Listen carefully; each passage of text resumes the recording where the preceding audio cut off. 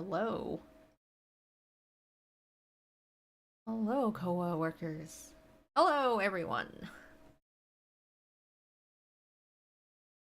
And good evening to you, T. Thomas. Assuming it's evening for everyone.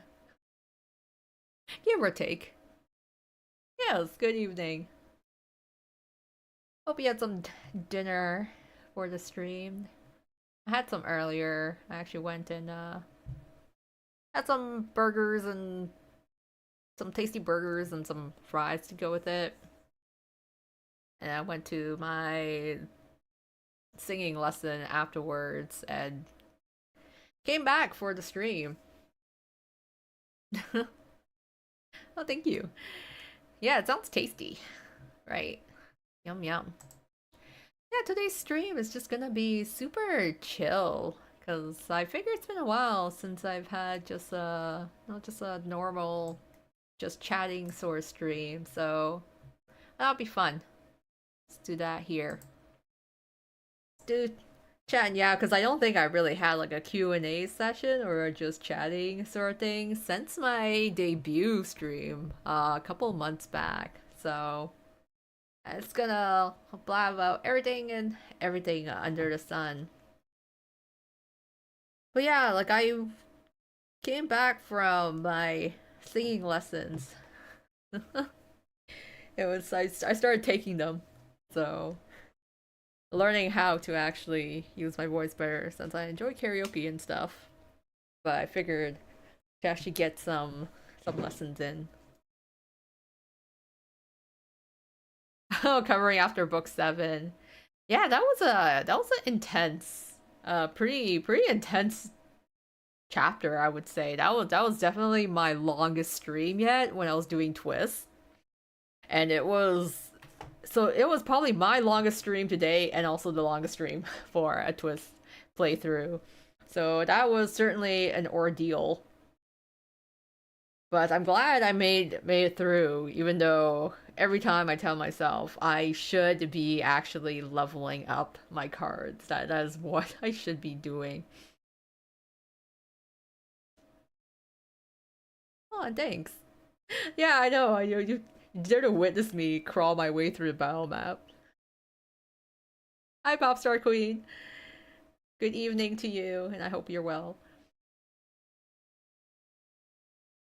I was like, ah, I think when I look at the chat, it's funny because I'm just using the default Streamlabs OBS chat here, so it's like doing the blue text, but it generates the colors randomly. So sometimes you guys are orange, and other times you guys are red. But I guess you're blue today.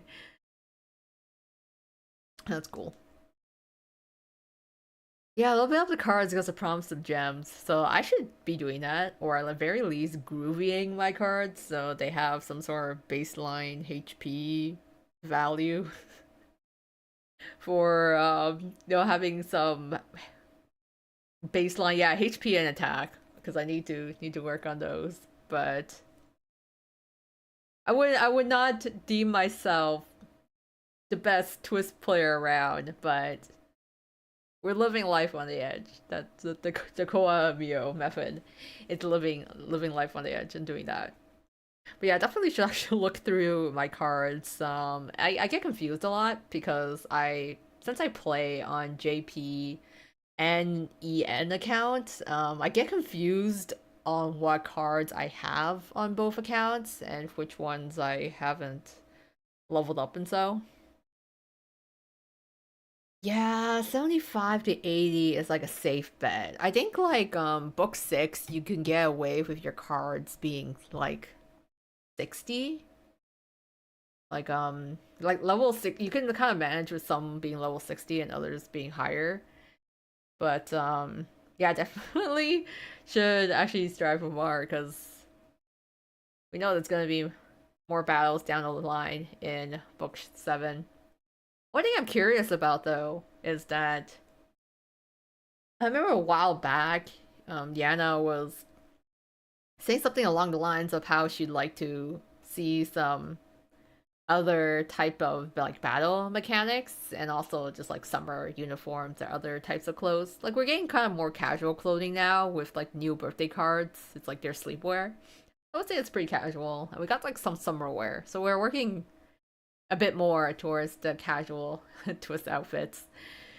But I remember she mentioned she wanted to kind of explore some other battle mechanics in the games, and one of them was like raids or something like that, which I still think it's really cool if the last boss battle, maybe the battle against Malleus, if it was a raid boss, that'd be kind of interesting. Because I remember just reading that somewhere, I was like, huh, maybe that would be the perfect chance for Twist to introduce like raids as a concept into the game.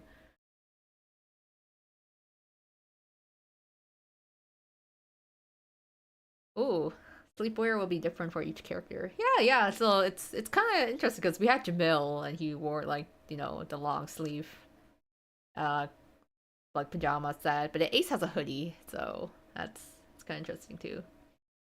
Hi, Kittiness. Good evening to you. Nice to see you here.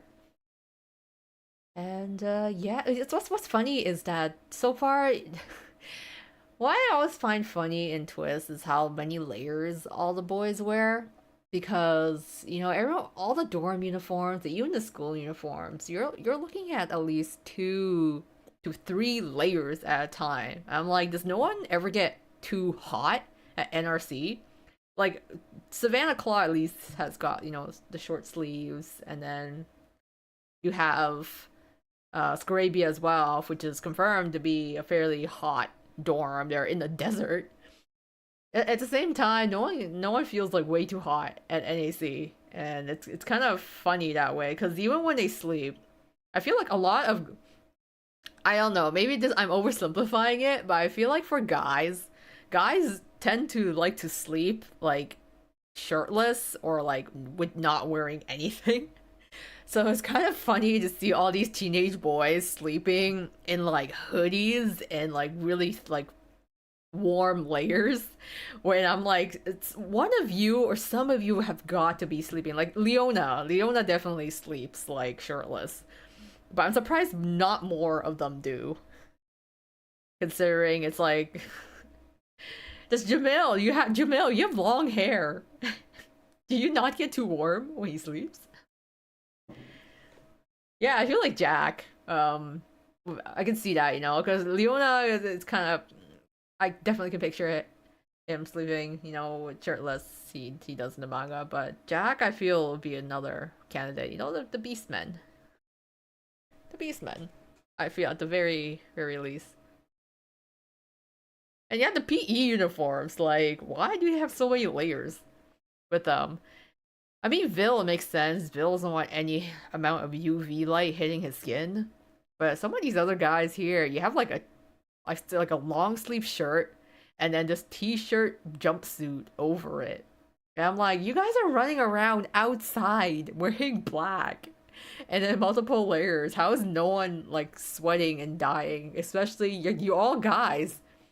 I'm like, aren't guys like always complaining how like overly warm they are? That's why they crank up the AC in the summer.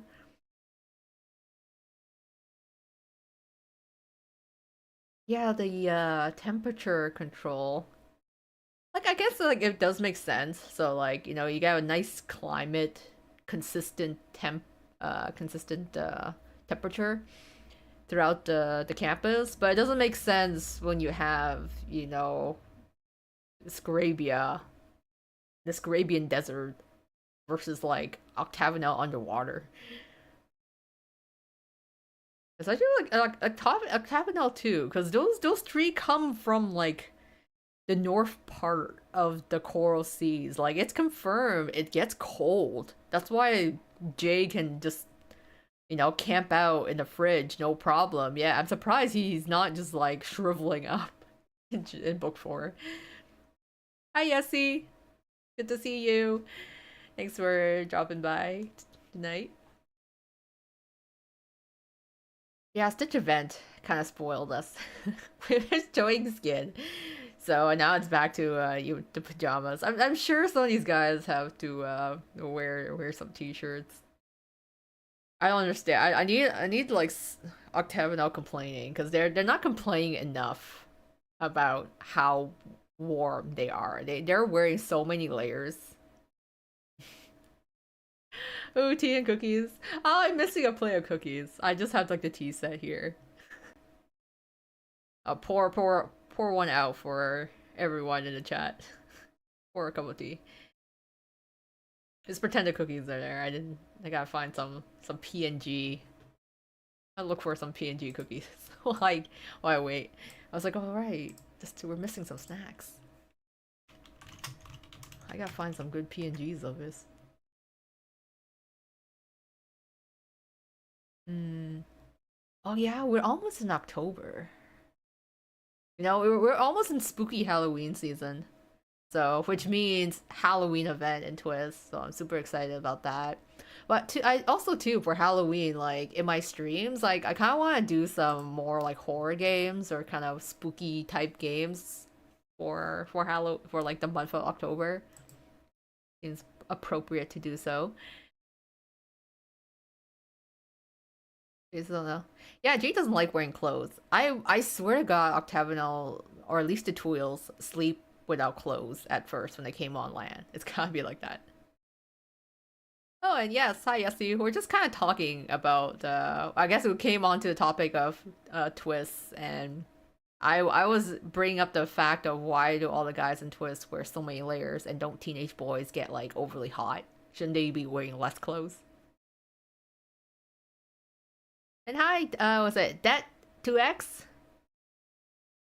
Nice of you to drop by in the stream tonight. Glad that you're here. And hi, Kai Kai.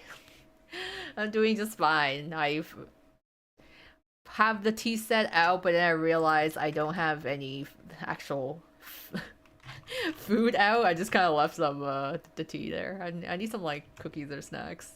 I'm looking for something to add to this, so it doesn't look so empty. Uh, yeah, I'm wondering if they will do an ending type song because I really liked the song in when they in Glorious Masquerade. I mean, it showcased Malleus's Seiyu so well, right? Like Malleus's voice actor is like a musical theater like actor. That's what he started off with. So he was in his element there. So I'm excited to see if they'll have some variation of I don't know. This is Halloween maybe for it. Like hmm.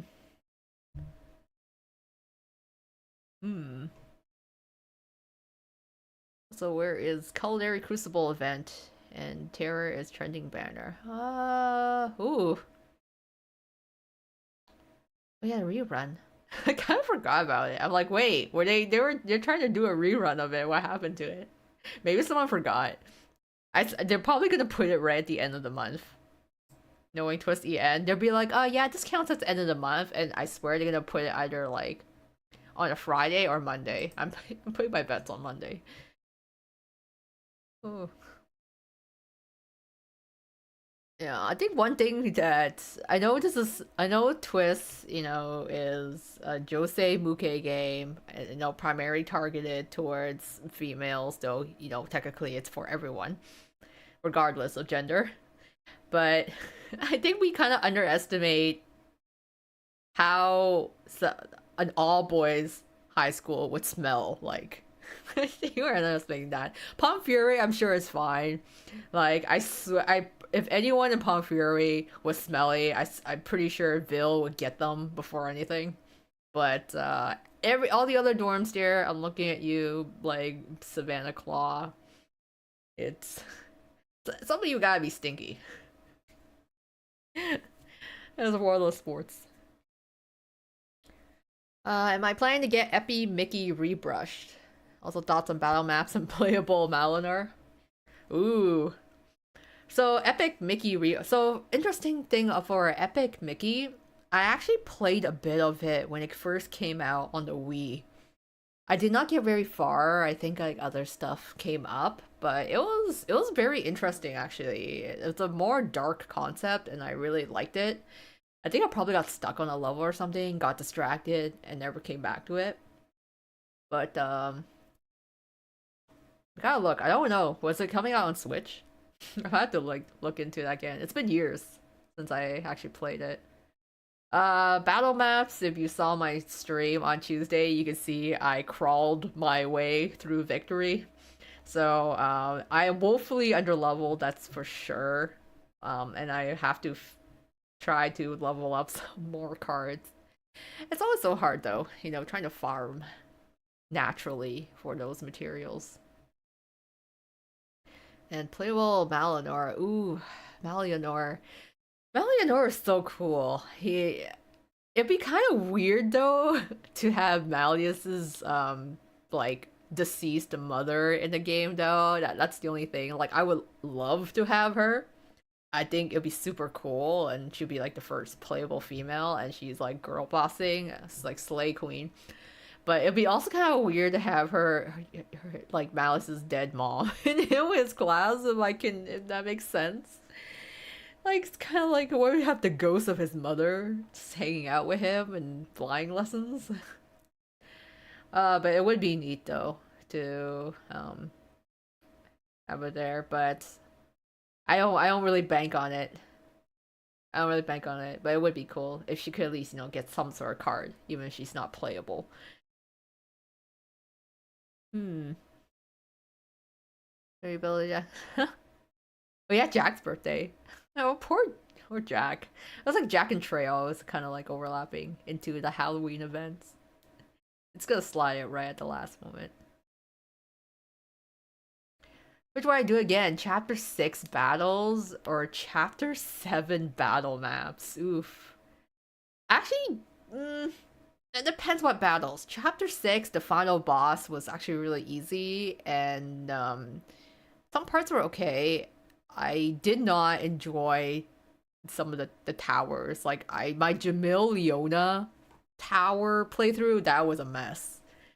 I actually want to say the chapter 7 battle maps were probably better than my book 6 or chapter 6 battles because I remember when I played through that Titan fight with Leona and Jamil in that tower, it took me at least like I want to say like 8 tries. I had to redo that battle 8 times before I won. So that was more rough, I think, than me crawling my way through chapter 7.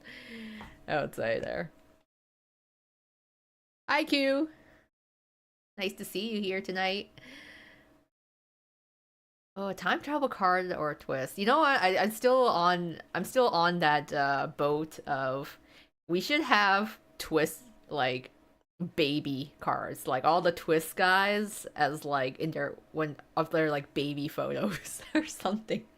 It could be an April Fool's Day. It could be like some sort of wow wacky thing where everyone gets turned into babies or like little kids to have that. It's like a time travel thing. Oh, ooh, career day cards also be cool too. I mean, some of the third years are going into their internship, right? So they're going into their internship, then maybe we can get some cards for that. Oh, hoping out. Oh. Yeah, good luck. Good luck if you're pulling for Jack. And also good luck if you're like Jack's B-Day, and then also good luck if you're pulling for Halloween right after that. Because that was oh all the tomato odds be with you. Hi, Dragonheart. Am I excited for the new Japan Halloween event? Yes, I am pretty hyped. Like, it's interesting because when I think of, Twisted, a Disney Halloween event, the first thing I would think of is like Nightmare Before Christmas, right? You're like, oh, Disney, Halloween, Nightmare Before Christmas. Fairly like the first thing you think of. So I'm more so like impressed that they actually took this long to get a Nightmare Before Halloween event. The fact that we had like what is it like 3 or 4 Halloweens now before we got this one. So I think yeah, I'm pretty hyped for it, and also for the new character that's getting introduced. Because yeah, because with the new character, I don't know how many people here are spoiler free, so I don't want to say too many details, but I'm waiting. He looks like a very he looks like he'd be that character based on his design, but they could Twist could throw something in there and be like, actually, he's not the character you thought he's being twisted from. It could be a completely different character. So I'm waiting for the official official announcement before I get too ahead of myself. Oh there. Oh, good luck on Sevek's map, Yessie. Yeah, I think like for that last map, I really kind of did all in. If my cards had died and I had no retry tickets, I would have to restart over for it. Yeah, Baby Azul. When can I see Baby's Azul? Because now, so on JP's side, eventually you guys are going to see Azul in his mer form. I'll tell you that, okay? I'll spoil that much at least. You will see Azul in his mer form at some point, but I have not seen any indication of Baby Azul yet, so waiting for that. Baby event. It's like what's it, like Yoshi Island had like a baby Mario, right? That's cute. I'll take it. You can imagine the reverse. It's like, you know what, guys?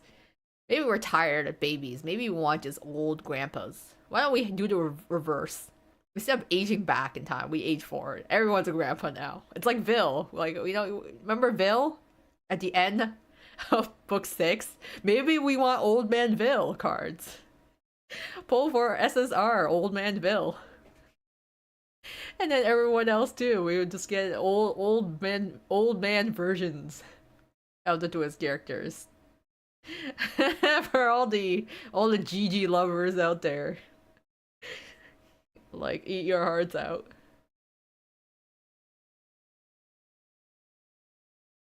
Hmm. Okay, so you don't mind spoilers. I try to keep it as spoil free as possible I can.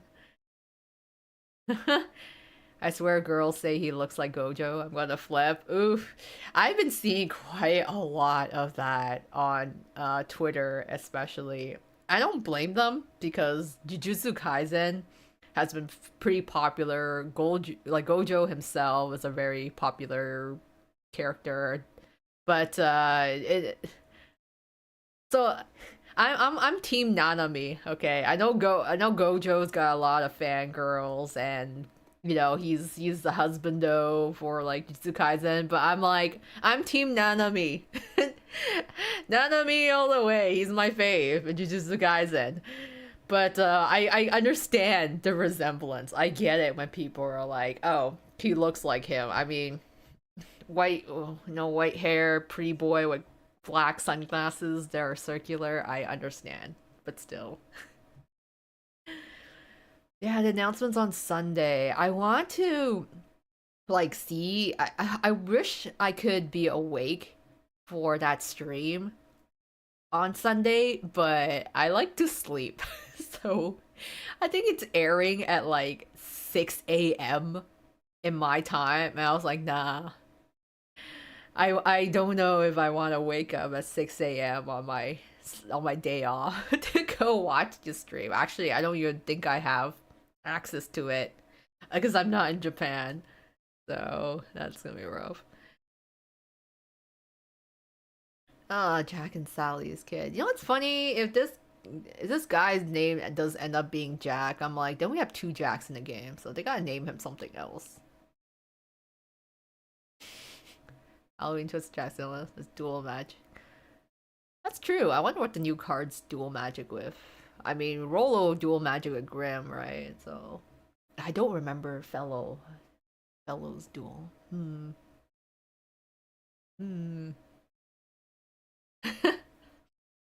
Gojo, yeah. Gojo this, Gojo that. It's like, what's that meme? It's just like, what's that Spider-Man meme? It's like everywhere I go, I see his face. That's me. That's the state of Twist Twitter. right now.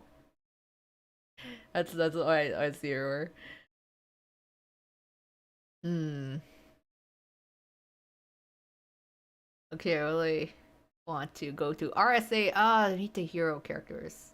I'm still thinking because I'm like, okay, who knows how long Twist's story is gonna last? We gotta do book 7, we gotta do Ramshackle, and then after that, I'm like RSA arc, internship arc. Maybe we'll do mini arcs. I'll take that. I want to pull for like Chenya. Yeah, when will we get our Chenya card? I'll do it. Oof, 1 in the morning. Yeah, that's gonna that's gonna be really really early, depending on what time zone you're in. So yeah, I mean, it's sleep is good, but then when I wake up, at like 7 or 8 a.m., I check my phone and then my Twitter is flooded with news on it. So I'm like, no, everyone's spoiling it for me before I can react to it myself. Why must they be so early in our time? I guess it's late for them. It's like, if only I was in Japan right now. I could actually catch it properly. Probably is means their kid and song from the song and poem. Oh. Yeah, it's like, everyone's pretty hyped about the new character. I mean, it's always cool when Twist introduces new characters, even if they're not permanent NRC members, we still enjoy having like some variety, right? Because Rolo is from a completely different college, but still around the cast's age. And then you'll meet Fellow in this Halloween event, and he's like an adult, so I think that's really funny to see him at NRC because it's like, buddy, aren't you? Leona's not the oldest one anymore. He has someone else just at the school. It's kind of funny to see that.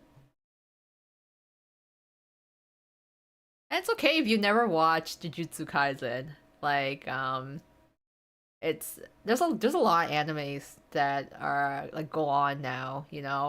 It's actually pretty crazy when to see how over the past, I want to say like 2 decades, like anime just gets pumped out every season, and you can't. It's so hard to keep up with it of all the shows.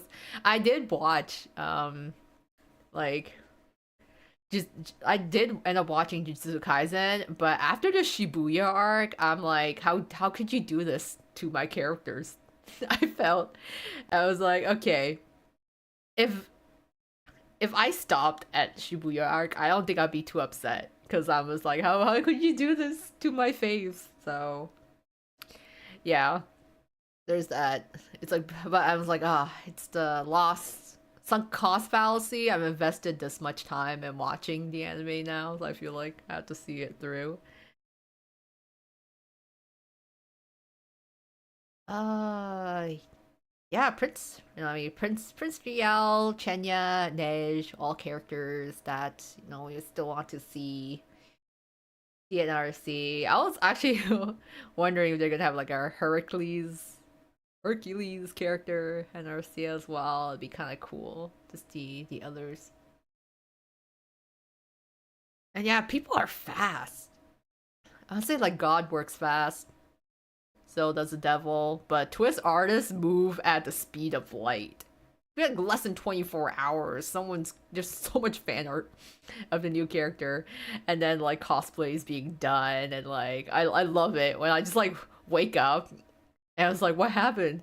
I just see a flood of news of like people like reacting, and then all this new art here. I'm like, what's happening? Who is this? I gotta trace my steps back to the roots and see what's going on. But that's always the exciting part. I'm always excited to see that. Ooh, yeah, SSRs for this year. Cause I feel like Cater deserves an SSR. Cater has not has an SSR in ages. But he already had a Halloween SSR, so it doesn't really make sense for him to get another one. So someone else has to get it instead. But I know the Halloween cards are gonna be good either way. So it's gonna be my wallet is already shaking in fear and anticipation. Oh yeah, Sam. Sam is like 25, isn't he? Yeah. So, hmm, that's right. He's pretty young. So, it's really funny. I like all the memes of him being like, "How do you do, fellow kids?" He's just like adult surrounded by all these high schoolers. Hi, Ella. Nice to see you drop in. Ah, Duchess, aristocrats teacher. I think we need more cat boys, you know? I mean, we have Leona, but he's like a lion, and Jack's a wolf. Ruggy's a hyena. We need an actual cat boy. That's like Chenya. Chenya needs someone, his NRC equivalent. I was actually like, hey, you know what'd be kind of interesting? Like the Siamese cats from A Lady and the Tramp. I was like, I want some Siamese Twister Wonderland's Siamese cat twins. I think that would be pretty cool. We just need another set of twins just in the game.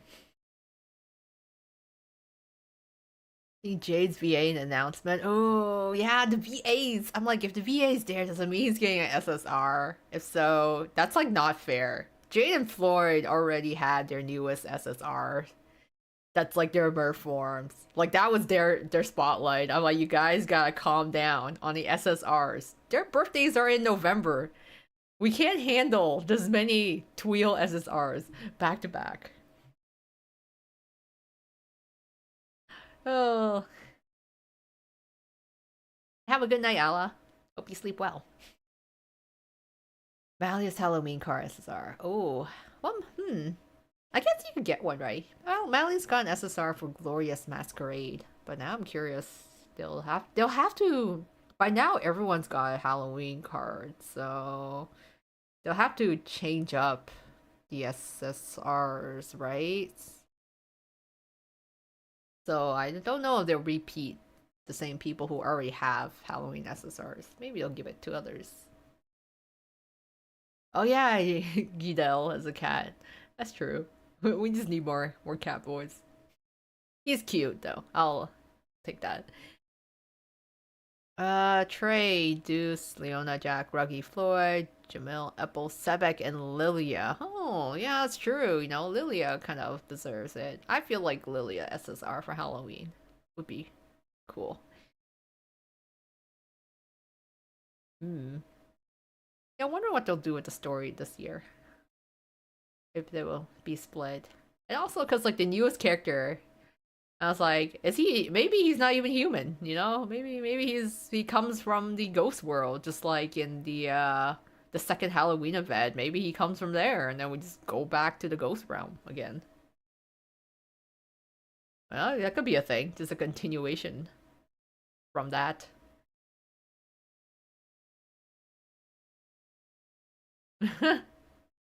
This is our Jade and Floyd's Merform. Yeah, that one.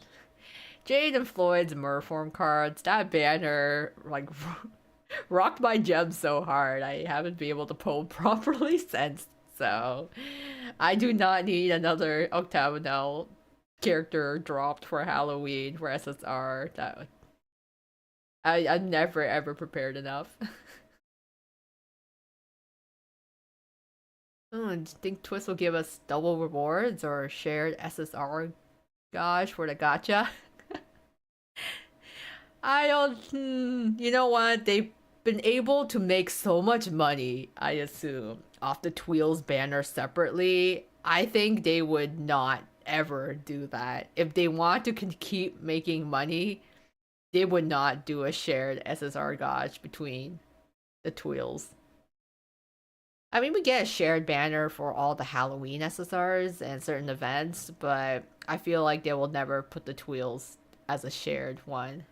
It's just not. It's not cash money enough for them. That's not the capitalist way of doing things. Hmm. Oh, spell derived ruggy. Oh, sorry to hear that, Kittiness. That's rough. Yeah, is it when you get like the characters that just take everything you got and don't come home anyways. Or when you like fail pity, that's always sucks.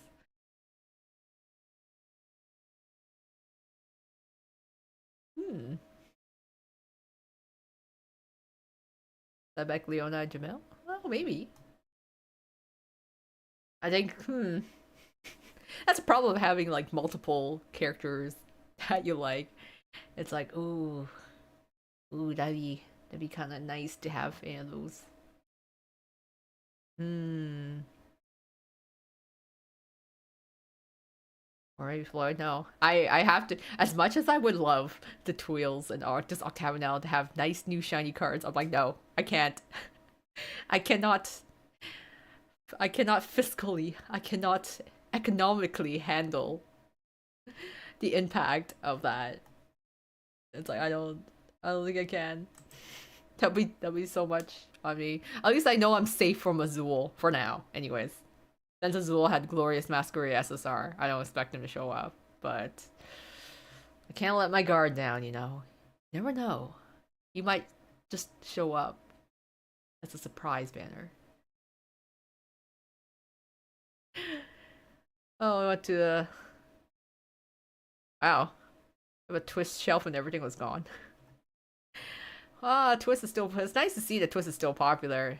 It's interesting because I got into Twist right when the JP server came out. Like I got into Twist when they were uh just finishing book 3.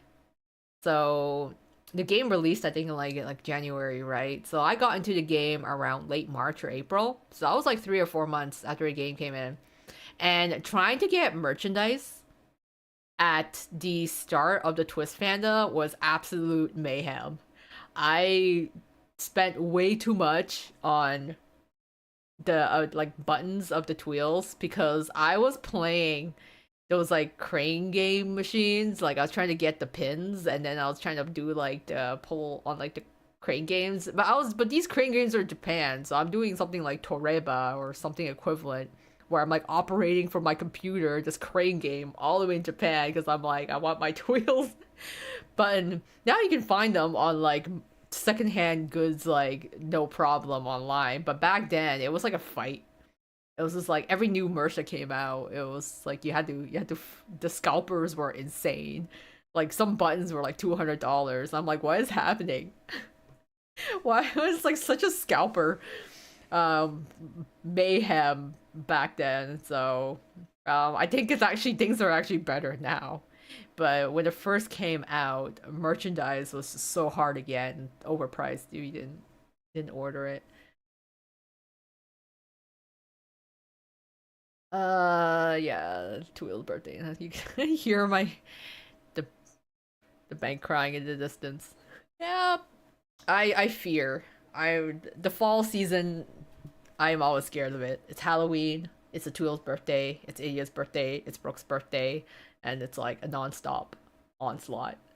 Not only that, but in IRL in real life, I have like family members and friends who also have birthdays in the fall and winter. So I'm like, I'm great. And then Christmas too, right? I'm buying Christmas gifts. So I'm like, oh my god, I'm broke in like every manner. And like I have to like spend on my fictional boys' birthdays and then in my real life like friends and families' birthdays. So yeah, that's why I'm like I gotta brace myself. This is what happens when winter is coming. Yeah, I'm curious too if I wanna know what everyone's PJs are. It sounds kinda creepy to say out loud. It's like I wanna know what all the boys wear to bed. It's like, oh, do they wear onesies? Please tell me Rook wears a nightcap. Malleus too. Like, I need some really old Victorian vintage pajamas. I know they're probably gonna go more modern, but I'm like, please give like Diasomnia those long Victorian robes with like the little nightcap. Oh, favorite color. So Mimi, my favorite color is actually red, which is funny because I'm like surrounded by so much purple here. But my favorite color is red, and then second is like a dark purple. In terms of clothes, though, I actually for clothing, I actually wear a lot of like dark clothes, so like blues and blacks. Mainly because they're just easier to match. So I just end up like buying a lot of blue clothing or navy without realizing it. But no, it's I like red and purples, I would say. If you were to be with Jade or Floyd for the rest of your life, who would it be? Why would you make me choose just one? Why would you make me choose? You can't separate them. Do not separate the twills, right? If they can, they've shared everything in their life. They can share what a partner. That's just me being Delulu, but it's like I have two hands, one for each one there. But if I have to take this seriously, it's hard because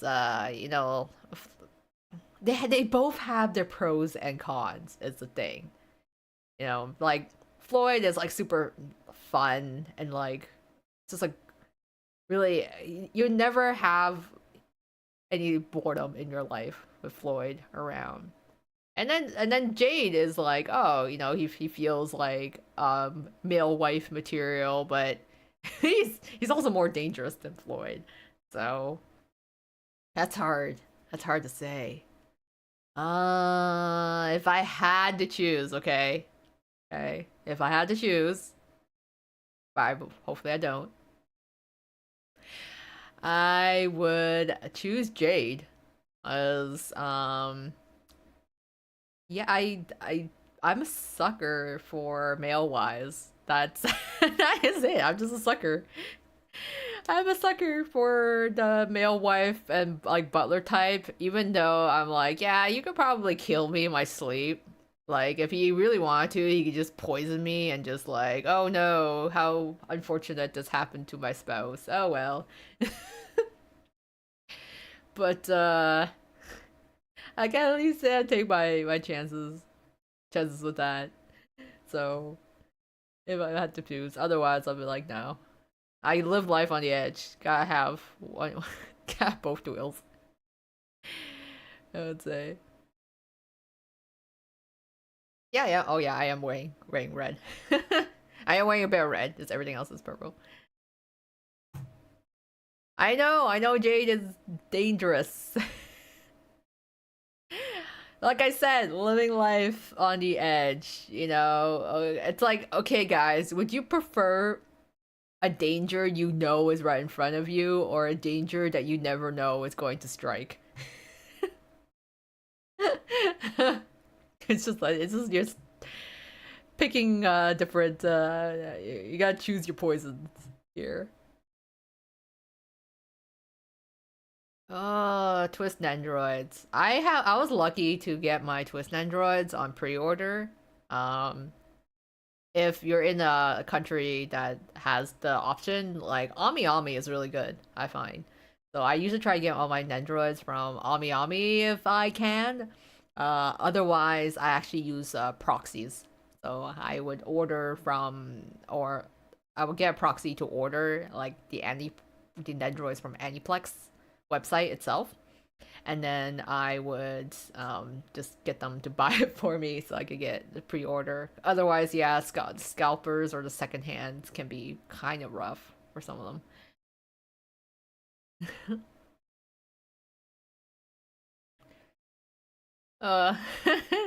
They're scary, both of them in one room, and Ego's scary.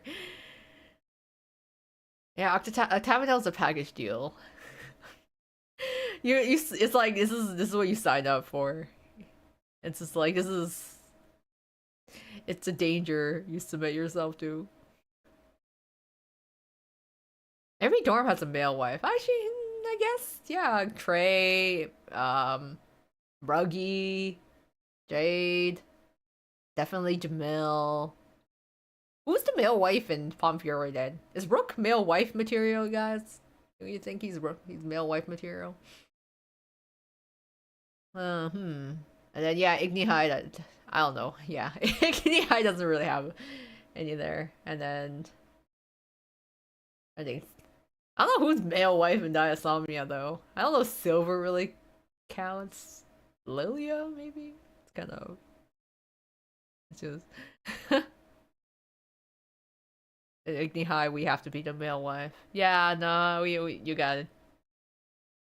We gotta do the work ourselves. We gotta roll up our sleeves and do it.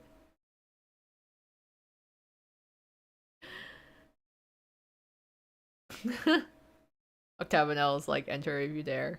It's like so I remember like whenever I see those YouTube videos or like TikToks or meme videos of like what does your favorite twist character or dorm say about you? And then they get to Octagonel and sometimes some of those videos are like, so your favorite it's Floyd or Jade. Are you okay? Do you need a hug? And I was like it's funny because I'm like pretty sure Floyd is like the most popular twist character in Japan, and regardless of what age actually the fans are. Because you have middle school girls, and then you also have like working women who are like, you know, Floyd is your Oshi. And I was like, are we all okay? Do we just need a little spice in our lives? Is that how it is? His cooking skills, no worries, Lilia. Okay, so I guess Rook is yeah the most male wife considering and that works. Lilia's got the parenting skills, just not the cooking. Like a cook. Okay, but you have to admit though, the fact that he and Jade were in Culinary Crucible together is like the funniest Culinary Crucible. You literally have the one guy who has like poisonous cooking and another guy who is enabling him, being like, yeah, you should totally do the thing, Lilia. You should totally add this ingredient that's not suspicious in any sense.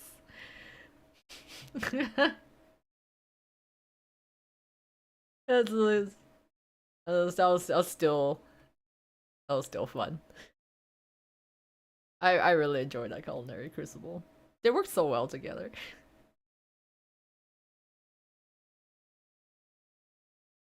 Hmm. We're like, I'm surprised like he's failed so many times. People still let him cook. They still let him back in the kitchen. Oh, the poor ghosties. They must be glad you're dead. You're like, oh, good God. I was like, I don't have to eat this guy's cooking.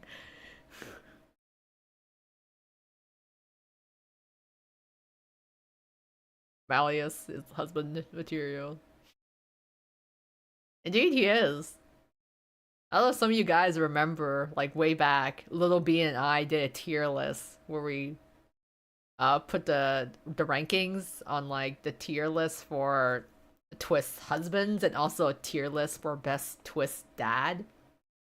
And it was really fun reading all the comments because it's always exciting when people have like different opinions on where all the guys rank. And just like reading it, it's like yes, we have our own like opinions and occasional trash taste. So like Magnus is pretty high up there, I think.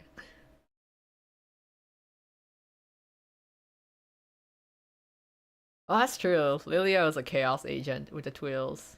Lily Jade enables, but he doesn't enable openly. While like Lilia and Floyd were like a gremlin duel where the others on that in that summer event were like, please don't put these guys together. We're not gonna get anything done. We're not gonna get anywhere if these two rascals are paired up with each other.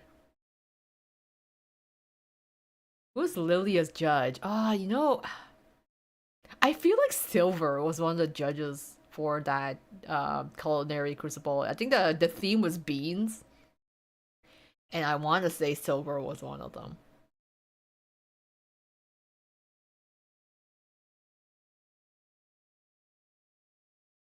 Oh, necessary. I think I'm.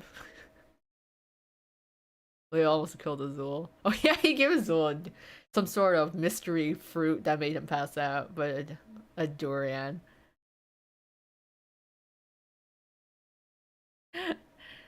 But it's funny because like so I've eaten durian. Like my family enjoys eating durians. It's like I remember one time we went somewhere that was like I guess it was durian season, and you go to these like vendors where they basically just crack open durians with a hatchet, and you just kind of eat the durian on the spot. Like my family was just feasting on it. I think it's good, but I feel I can't really eat more than like two big pieces. They're kind of like fleshy, and they give. I don't know how to describe it. When I eat a durian, it's like it emanates heat. It's like a sense. It's like a very heaty fruit. Like when I eat it, if I eat too much of it, I feel like I'll get heartburn. But I don't mind the smell of durian. I think it's because I grew up in a place where like it was natural for them to grow in the area. So you're just like, oh, there's a durian fruit vendor. Let's go eat some durians. And then for birthdays, it's like, oh, let's have some durian cake. So doesn't durian smell bad? Not to me. I think it's because I grew up in or like in or was born in an environment where durians were around, and they were just like another fruit that just gets sold at the market. So and I not only that, but it's like yeah, my my family really likes eating it. So I think I just got used to that smell, so it actually doesn't smell bad to me at all. So it's really funny hearing other people's description of it. I'm like, it doesn't smell like that to me, but it's always fun when I read other people's reactions to durian for the first time. Oh.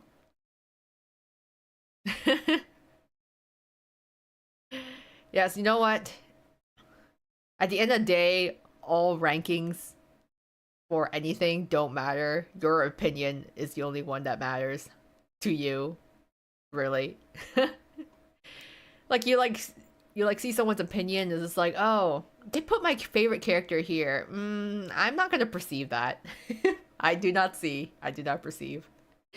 It's perfectly okay for that, where you're like, I don't agree with that. This is not my headcanon.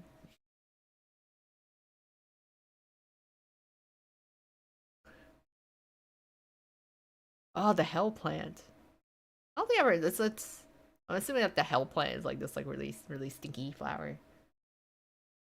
It smells like a rotting corpse. Oh, I don't like papaya fruit. I feel like papaya, depending on what area of the world you're in, I feel like a lot of people wouldn't get exposed to papaya. I'd say, especially if you're not in a tropical type of country, you're not gonna get papaya or like durian as much.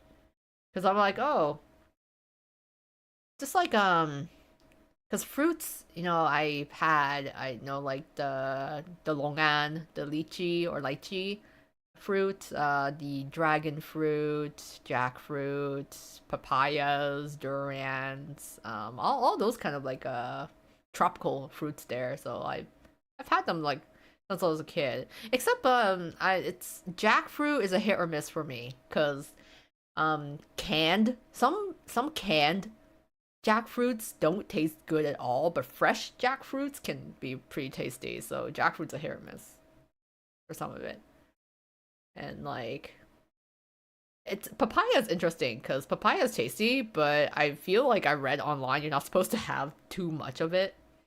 And like it's bad for you if you have too much. It can cause some like irritation or like gastro irritation.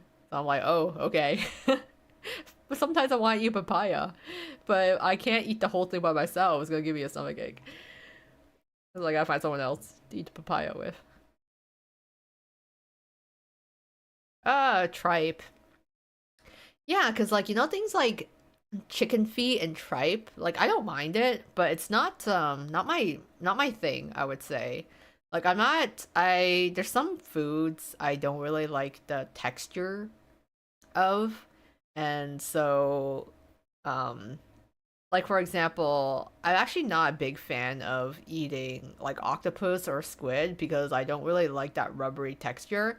But I actually do like grilled squid, like eating grilled squid, eating squid snacks, and like takoyaki. So it's more so the way it's prepared, I find. So texture, some textures, I'm not a fan of. So and things like chicken feet and tripe, um, not a huge fan of the texture of it, but I'll still eat it if I had to.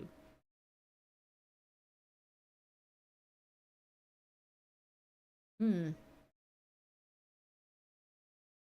Yeah, all texture. What do you think of pineapple fried rice? It's not my go-to fried rice. See here. My favorite fried rice is the Yangzhao fried rice, so the Yang Chow fried rice.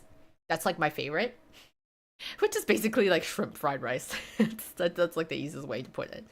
So that's my favorite fried rice to eat. And then after that, there's like one that has like salted fish in it, which I also like. So I would still eat pineapple fried rice because I just like fried rice in general. It is not my top choice. If I had other choices, other fried rice choices, I would like yeah go with that first before. Destined to like the tweels. Is it because of the eating the squid and octopus? Liver product dry food. It's common use in adult drinks, ferment or not. I think it's just like maybe eating too much of anything. It's bad for you. I do like mangoes. I just hate cutting mangoes. Mangoes are a pain to cut and eat. But man, I like mango drinks and they're really tasty.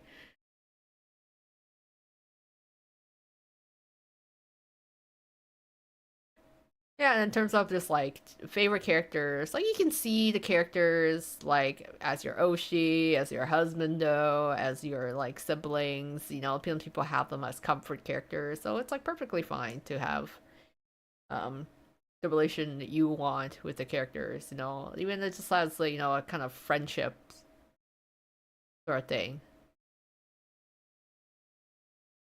I really like to smell papaya because it smells funky. Some fruits smell funky actually. Yeah, if you're not, especially if you're not used to, or you haven't been exposed to it as a kid, and you're like, what is this thing?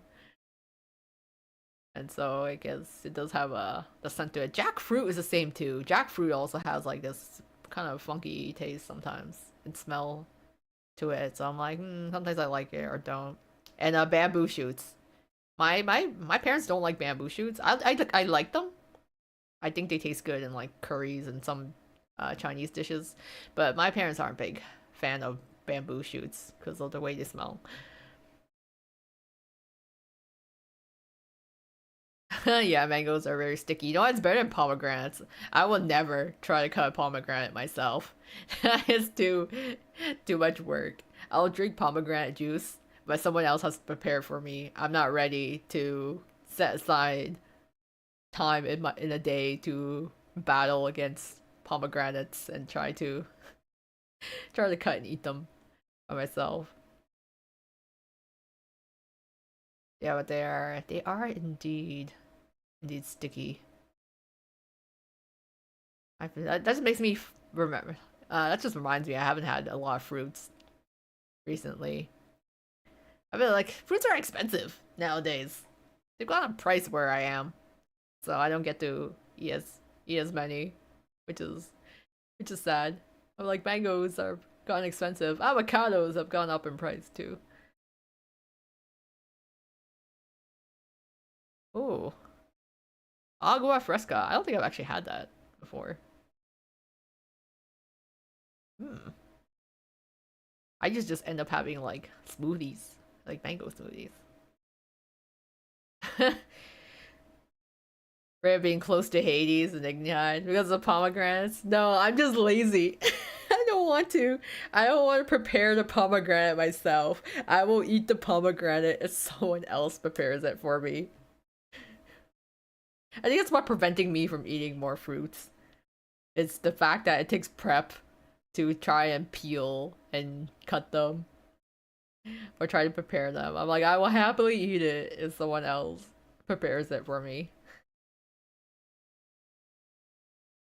Uh, if we get a Halloween event that is C location would be ready for another murder in your life. Okay, listen here. Octagonal is great. I love them. If they introduced another Octagonal character, I would totally be on board with it. Okay.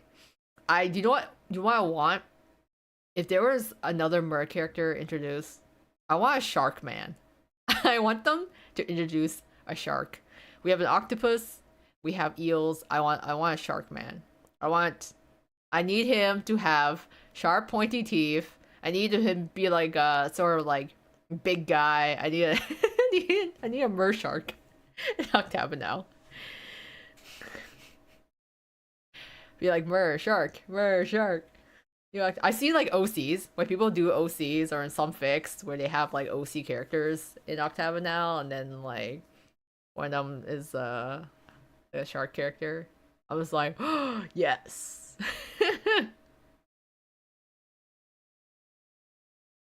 Yeah, there's multiple sharks, right, in the different movies. So we do have characters in the Little Mermaid TV show. So okay, so it's not completely out of the question. I can get my Shark Man one day.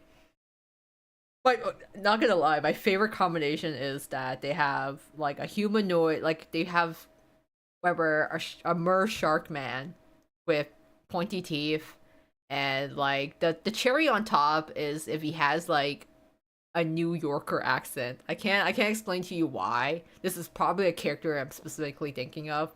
But if he's a mer shark, big guy, really boisterous, got a New York accent, I'm sold.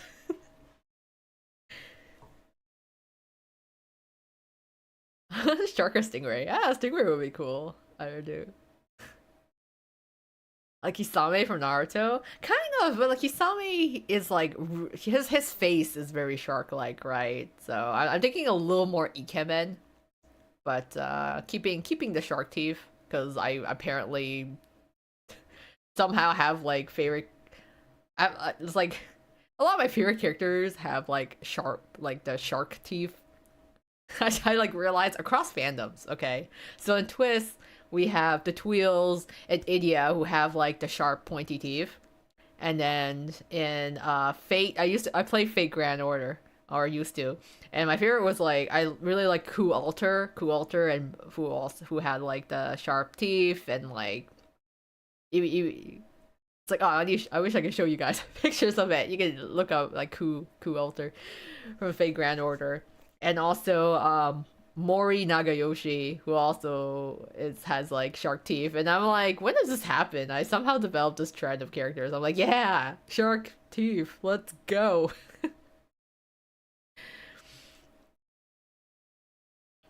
Did you meet Little Bean on Fate Grand Order? Oh, okay. So here's the thing. Little Bean and I are actually IRL friends.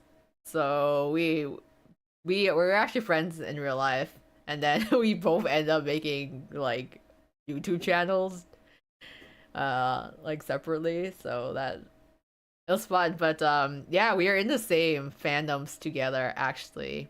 So like we've been friends for quite a long time now. Okay, so this is a throwback. I'm gonna be dating myself. I'll be dating myself a bit here. So Lil B and I, our first fandom together was Hetalia. Axis Powers Hetalia. So this was years back. This is when, Hetalia was its big like renaissance period. It was booming. It was everywhere. It was a new thing. I guess Fujoshis were absolutely all over that like hotcakes like. So that was our first fandom together, and we had a lot of fun there. And then we also then got into the Fate series. So like Fate Zero, Fate Stay Night, watched the anime for it, played. I got into Fate Grand Order first. I actually played Fate Grand Order. I got into the game first when it came out, and then I dragged Little Bean into it. I was like, "Hey, I'm playing Fate Grand Order. Like, maybe do you want to play Fate Grand Order too?" And then we both ended up playing Fate Grand Order together. So it's been a thing. We drag each other into fandoms all the time. So I'm just like, hey, come join me in this new series. So that's we've been friends for a long time.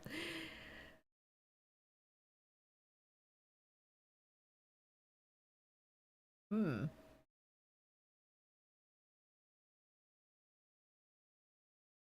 I guess we're talking about the SSRs. Oh, New Year's Sebek. You know what? I never got New Year's Sebek. I never got Kowlim. I never got any. I didn't. I don't think I really got any of the New Year SSRs.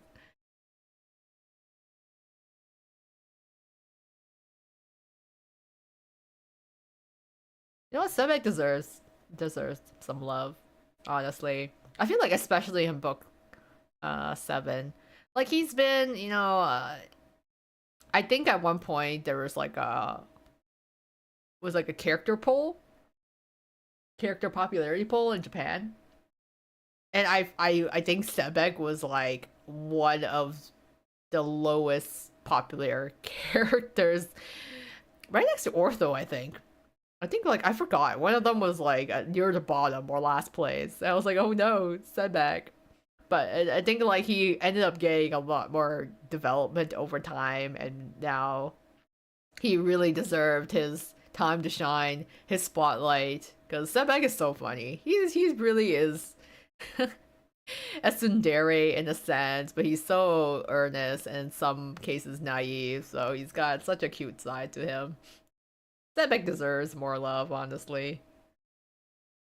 So I'm happy he's been getting some of that in book 7, along with Silver too.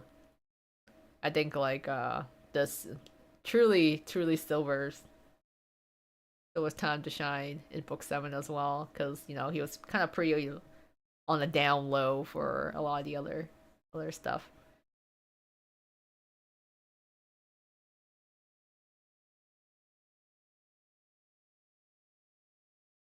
Oh, fun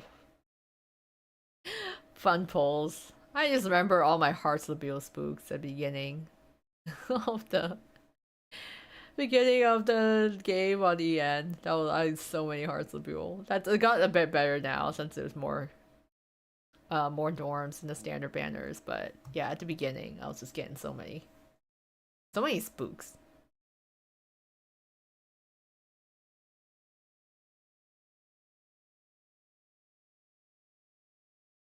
Yeah, for like Halloween this year, it's like I probably will pass out candy. It's I tried to I tried to pass out candy last year for Halloween, but I literally had zero kids come. I had all this candy, and then zero kids came to my door. And I was like, oh, I even dressed up and everything, and no kids came. Maybe this year, hopefully, it'll be better.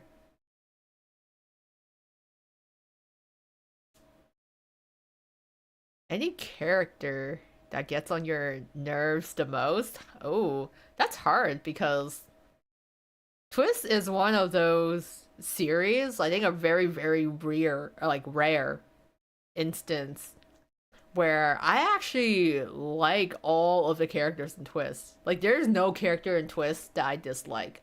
I like them to different levels, I would say, like different degrees of affection. But there's no character I actually dislike in Twist. So, hmm. Any character that gets on my nerves?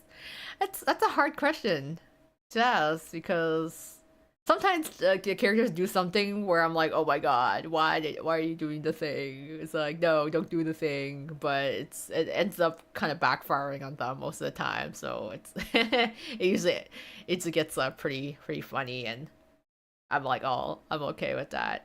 So I don't know.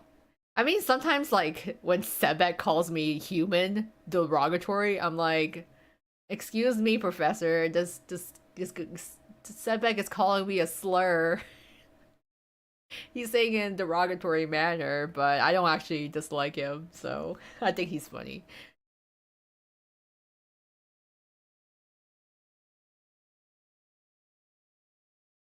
Dorm ortho fully uncapped.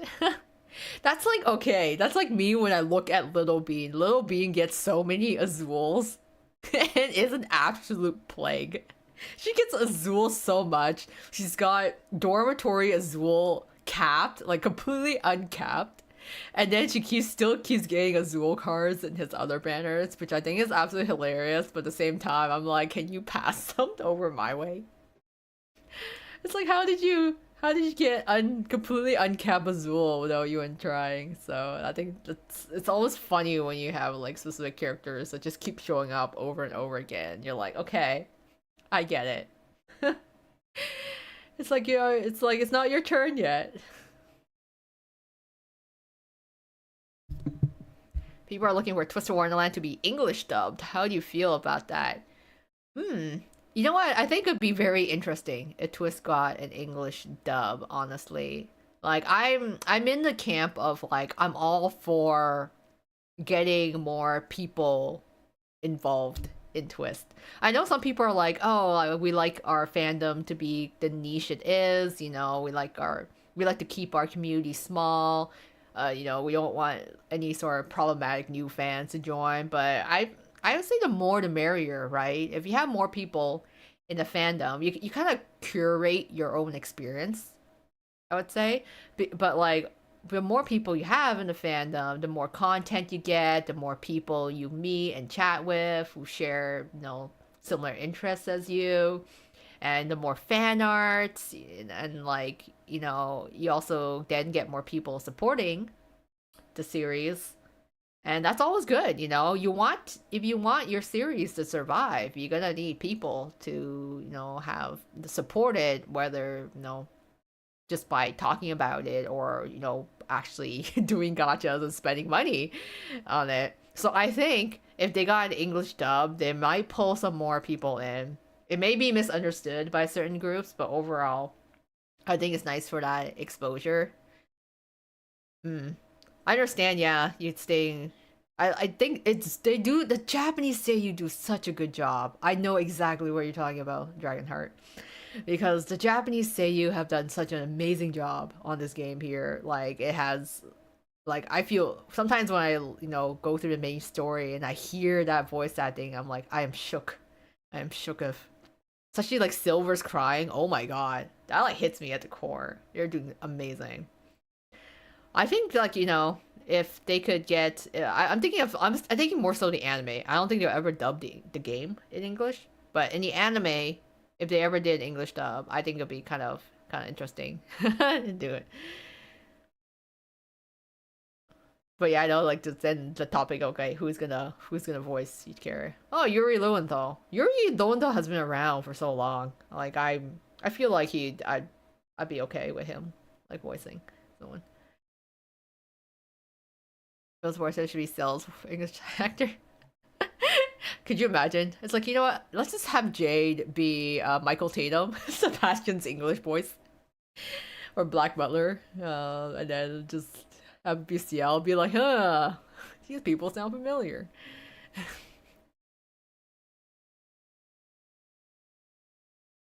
Yeah, Little Bean's luck.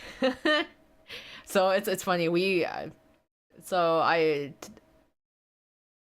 with Little Bean and her gacha, like I talk like we in our group of friends, we kind of joke that she's like the waifu husbando stealer because if there's like a female male character that one of our other friends want, she will pull it first before the rest of us. And she's like, I'm not even trying. I'm not trying to do it. And we're like, we're no. It's just really funny. And it's just like trying to just keep pulling someone else's character. Yeah, I mean, like Twist fandom. I feel like Twist fandom is kind of interesting because we're Twist fandom is actually fairly big. I would say it's fairly popular. Well, especially in Japan, but it's also still kind of niche. It's not a main Twist. I would not say Twisted Wonderland is mainstream at all. It has not hit a mainstream yet, so we still have like a kind of a small community overall.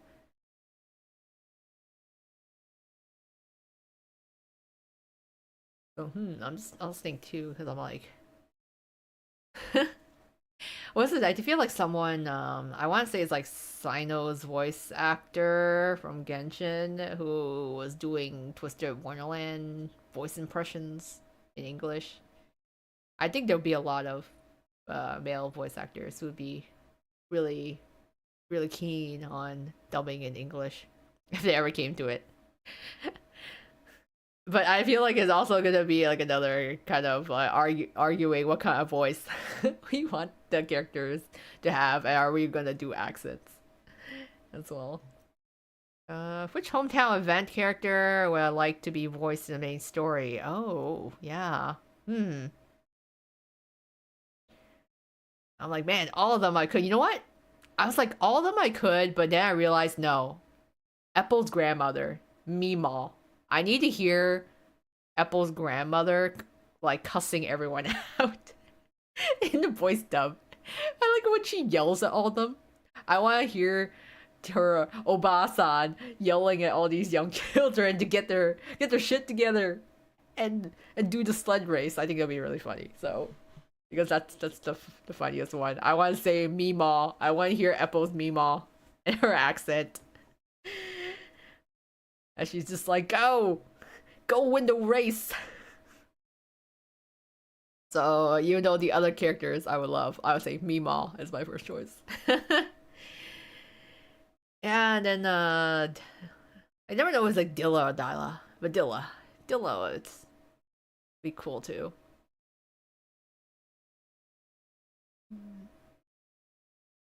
Zool Walter because she sims for Jamil. Being his IRL Zool. Oh yeah, it's because she sims. She sims for Jamil and Vil and Azul also just like sim. Azul is just like hypes everyone out. I just remember Azul just like always keeps complimenting Vil and Jamil even though they don't ask for it. Oh yes, Alejandro Sab. I remember like someone. I think it was like Sino's voice actor from Genshin. He was like, "Here are my voice interpretations for the twist characters." I'm like, "Oh, that's pretty cool." We gotta find 22 plus voice actors to do the twist anime. Some people might have to double dip into roles. I'm pretty sure. I remember. I think. Yeah. When like yeah, Sayu. That's his user name. I think I actually. Yeah, his Callum voice is pretty good. I actually also really liked his Malia's voice as well. Yeah, Mima.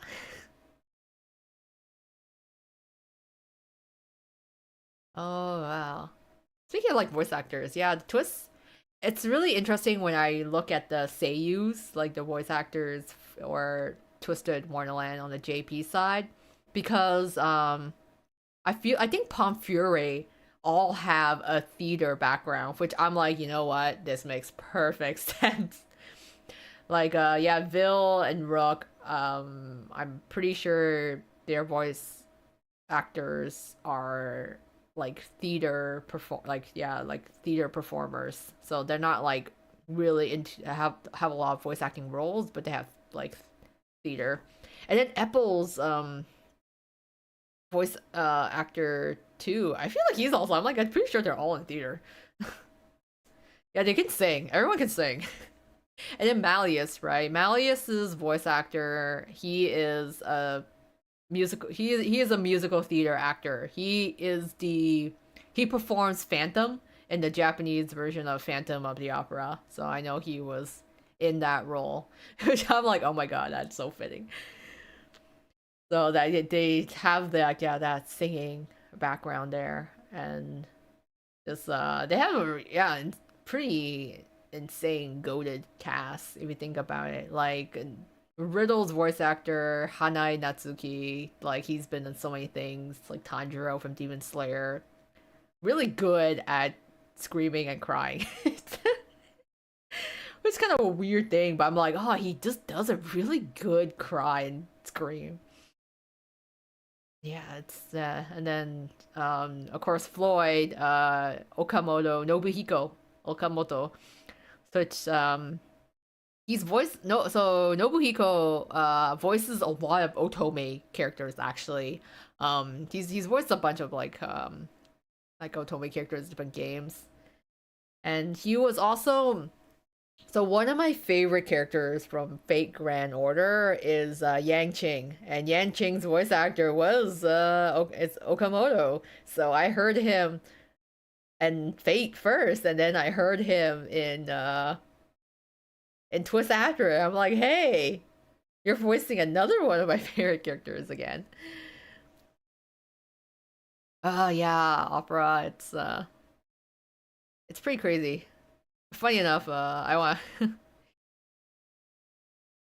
Yeah, he's a really good voice actor.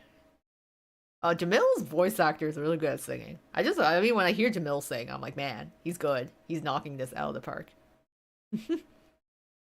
And like, man, I'm like, they're just pulling these guys from like musical theater performers and opera singers.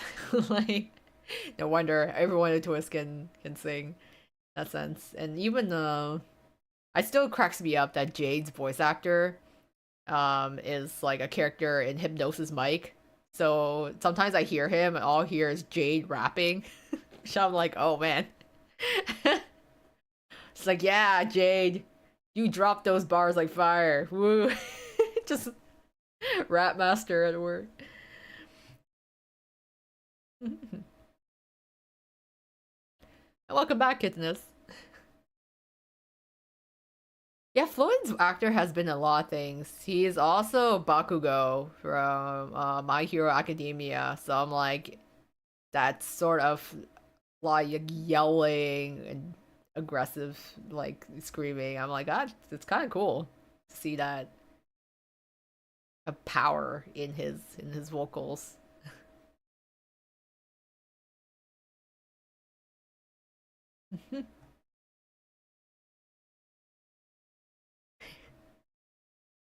The Jade rapping.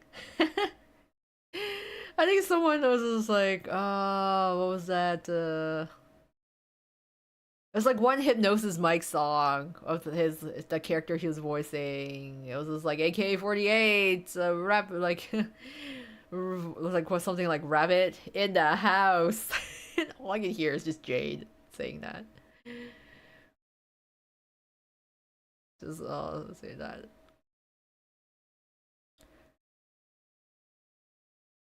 I actually have not played New Carnival myself, but I'm seems to be going. New Carnival is very interesting to me because like I feel like New Carnival has been the one type of media where they can draw slutty men. I don't know how else to phrase this.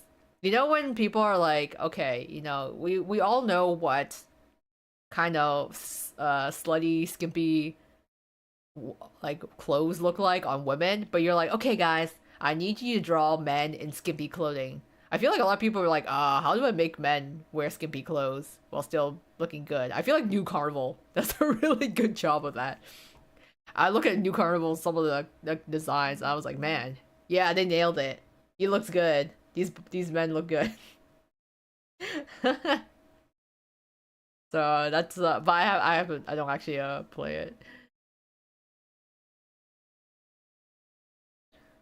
Oh, Azul and Gabrielle from Oh, What in Hell is Bad. Oh, that's just kind of interesting. I know Azul has been in other stuff too.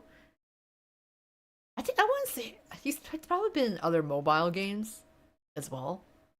So it's really cool when you see the his characters around. Don't get me started on Leona. Leona as a voice actor, like has is everywhere. I hear him like every season. I swear. He's been in so many like male leads and like some like villainous or otomes. I'm like, it's him. It's Leona again. He's showing up as the male lead this season once more.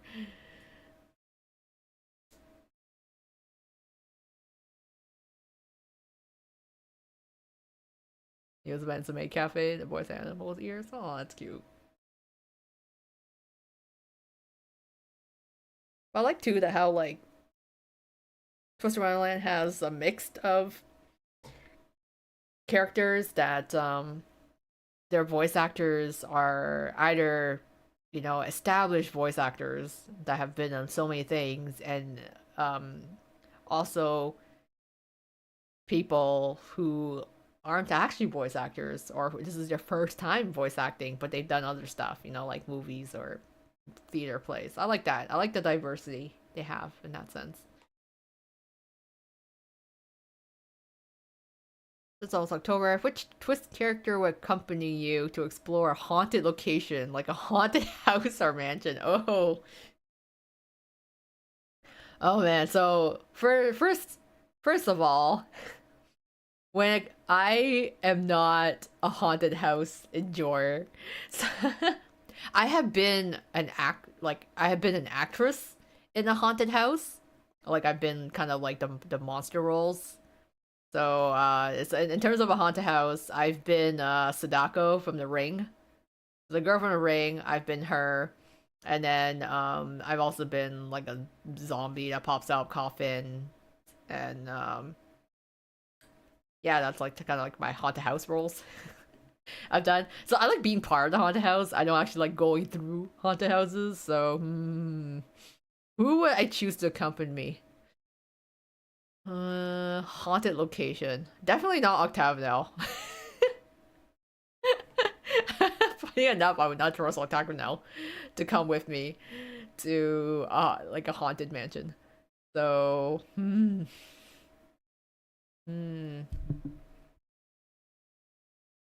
I need someone who can like go ahead of me. Who I can also trust.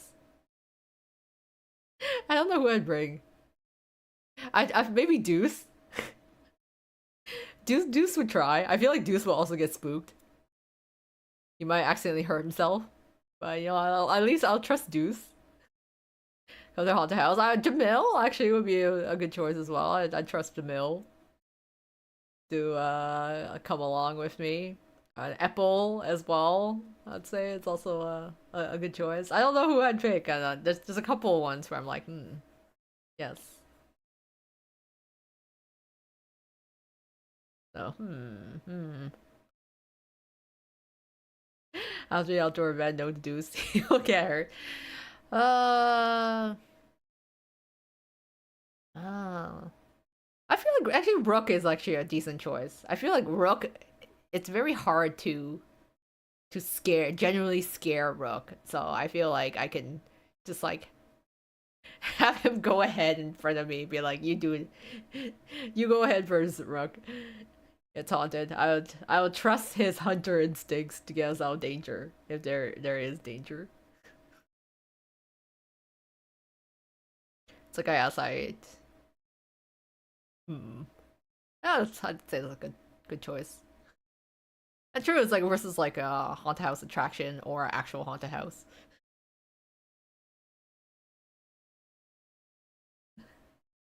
That's okay. I mean, like Jamil would be scared of bugs if here.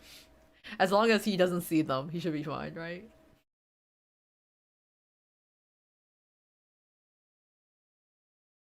Hmm.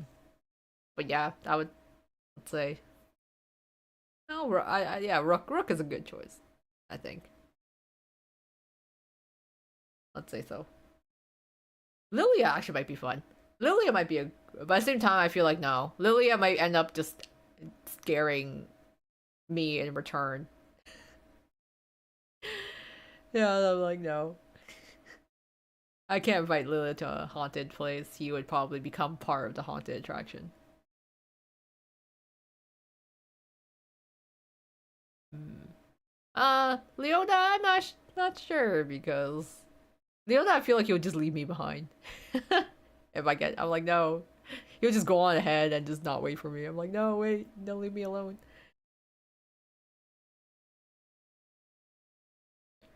Like you know what? Ooh, Twist host maid cafe. That'd be interesting. I'll forever die on the hill of like I just want a butler event for everything. I want everyone to wear a butler outfit. I want everyone to be uh at a butler cafe so I can live out my fantasies. Of just like everyone just being butlers.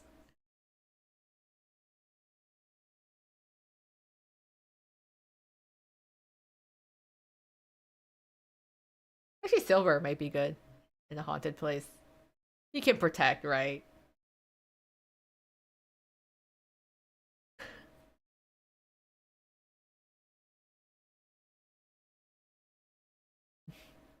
Oh yeah.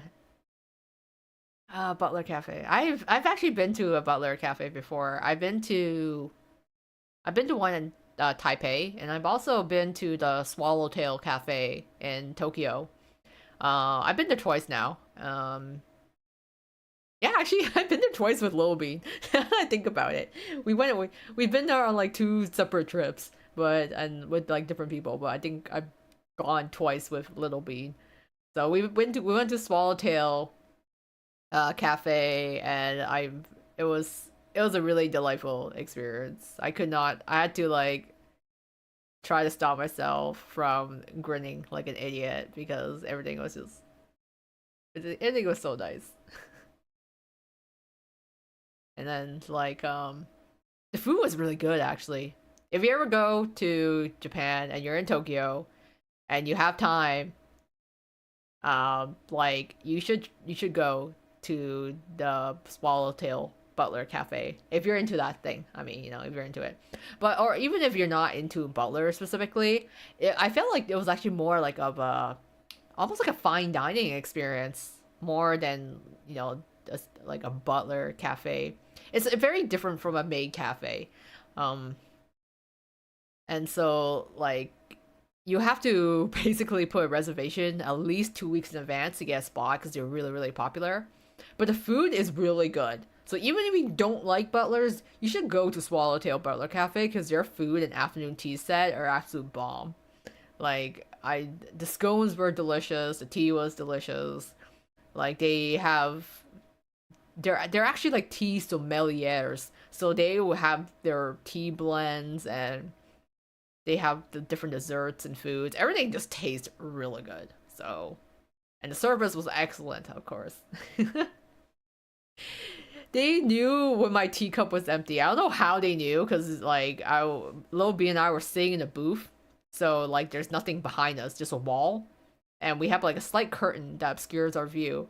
I don't know how it is, but every time I finish my cup of tea, like our butler would just show up and pour us another cup. I'm like, how does he know my teacup is empty without actually looking into our booth? I don't know, some sort of magic. Unless you're just watching us or a camera. I do, yeah, want Sebastian to serve me coffee and food.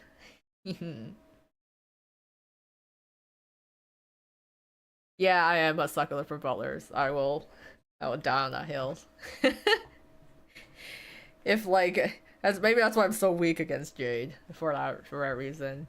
But I'm like I'm waiting for my other gacha games to give me a butler character. I have not, if you know Genshin or Honkai Star Rail or some other game actually gives me another like an actual butler character one day, I'll probably just end up playing the game because of that. Yeah, do it. Go join Swallowtail Cafe. Food's good. Experience is great.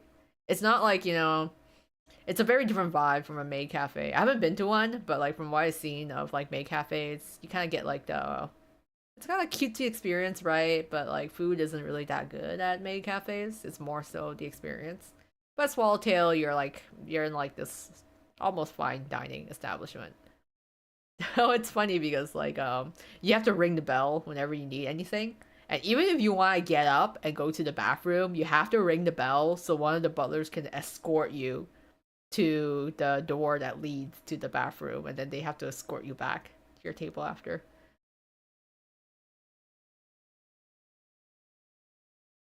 If all you do that, the CEO will get another death threat. What for adding a butler character? Oh yeah, it's pretty wild. Some of the Chinese fandom. It's, well, I would say Chinese fandom, but mostly the male players in in the fandom. And I'm like, why are you guys so scared of adding more male characters? I'm like, please just give me one. We almost got it with Zenless Zone Zero, ZZZ. Like they have a butler character, but he's like a full furry, and I'm like, oh, so close. I mean, I still like him, but it's not quite the same. He is the full. He's a furry butler. A Winnie the Pooh event. That'd be kind of interesting. I wonder how that would work though, because Winnie the Pooh isn't really a villain. Are there villains in Winnie the Pooh? I don't remember. Were there? I don't recall there actually being villains in Winnie the Pooh. So I think it's like you'll have to come up with something there.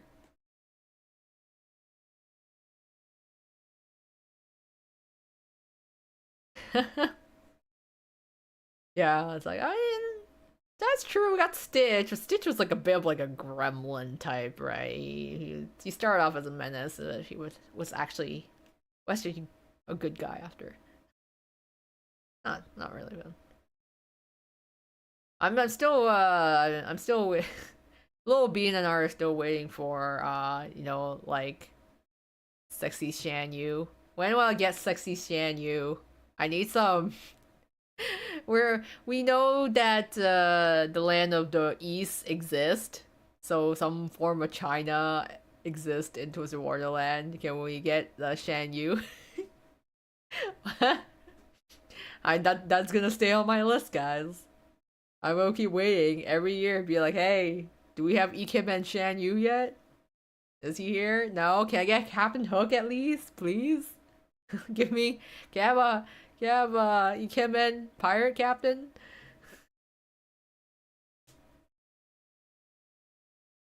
The Stitch event, yeah, it was very different from hometown. I really liked the Stitch event though. It was so fun. Yeah, see, Dog VA did work at a Battler Cafe for a video. I'm pretty sure that's the same one I'm talking about, the Swallowtail Cafe. He was like talking with this other butler guy there named like Yori. Yori is like the poster boy for Swallowtail, or poster man. So that's probably the same one. That cafe has been featured in a lot of like videos and vlogs and stuff. So it is like the Butler Cafe in Tokyo. There may be other ones, but that one's like the most popular and best one. Enemies are the Heffalumps and Woozles. I don't remember this. I don't know my Winnie the Pooh lore. It's been a while though since I watched it, so hmm. Yeah, I don't recall the nightmare scene. Oh. Yeah, I'll look this up. Heffel. Heffel? Call. Heffalumps? Oh, okay. Like old. Oh, okay, they're like the little elephant dudes. Okay, nightmare scene. That's what we need. We need a twist guy that's an elephant. Maybe that could be incorporated, right? We can get that. Get you some.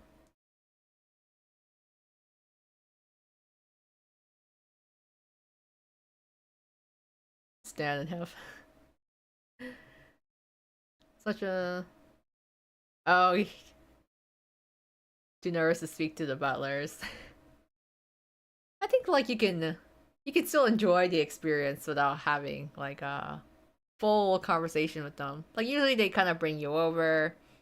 When you walk in, they take your bags and jacket, they hang it up for you. They lead you to your table and they kind of you know, bring you your menu, go over like the tea, like the types of tea that you might choose and stuff. So you can choose to um kind of just bask in the environment without having an in-depth combo, or just like drag a friend with you and or someone be like, we're going, we're going together. Hmm. Who was your first Disney male character crush? Ooh, it's a hard one. I try to remember if I did have one.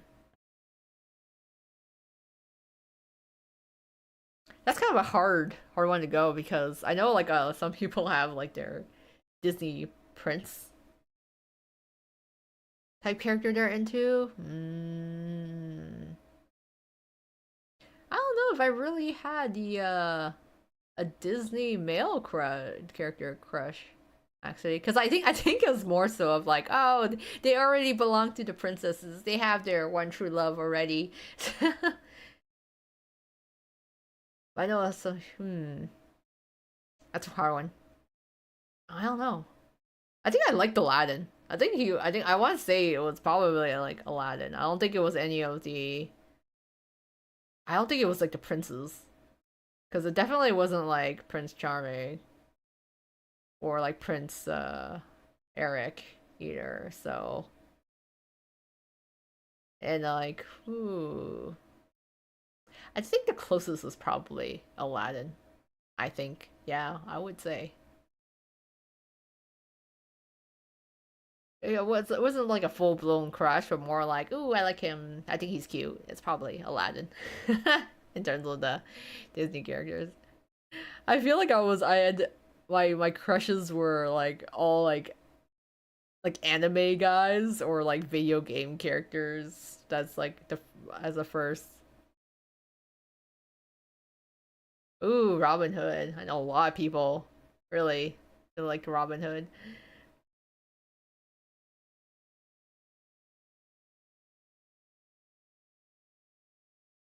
Oh, Jim Hawkins. Treasure Planet was a really good movie. Like, it's such a shame it doesn't get more um like more recognition, because Treasure Planet was actually so good for its time. The characters were really fun, the world was really interesting. It was great. Also really liked it. Was it, oh, what's her name? Amelia. She was like the captain. She was really cool. I liked her.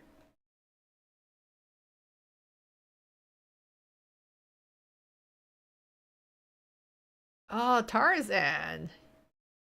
Tarzan's a Tarzan's a good one. I can totally see that. Atlantis. Atlantis was. Oh no, we could technically have an Atlantis event overlapping with like with Octavidel. I know they don't really have a Coral Seas event, but maybe they could do something underwater with Atlantis. Oh yeah, we're still like we've been to Deuce's hometown, but we still haven't been to other areas of the Queendom of Roses. So that would be actually cool to see other Robin Hood characters. Hmm. I would like that actually. That'd be pretty neat. It'd be like, kind of like fellow honest was the first fox boy, fox man into his right. So I'm like, oh, it'd be kind of neat. But I like, wait, we had to see villains. So I'm just like, oh, what, like King John? Would he be the villain then? Do we have another lion guy? You really want that cat twist character? We need more cat boys and fox boys. Need more because no other gacha games aren't providing it. We have so many like cat girls and Fox Girls and other games, and I'm like, hey, where are all the games with all the Fox boys and the Cat boys? Yeah, maybe we want them too. Maybe we want to see more of these characters. That's why I'm like, hey, Siamese twin cats. I'm glad we have Chenya though. Chenya is very cute. Atlantis is underground, not exactly underwater. Oh yeah, yeah. Okay. I mean, maybe we can still do an Atlantis event, right? Right? So maybe it's somewhere around the area where Styx is. We can make up something for it. Hi Moonlight. Thanks for coming by. Oh. Professor Rattengun has this shown if you already joined it. Indeed. A new carnival has a fox boy and a puppy. Ugh. We need more. That's what we're also lacking. We're lacking dog boys. Where are the dog boys at? I'll talk about wolves. Wolves are different. Where's the actual dog boys?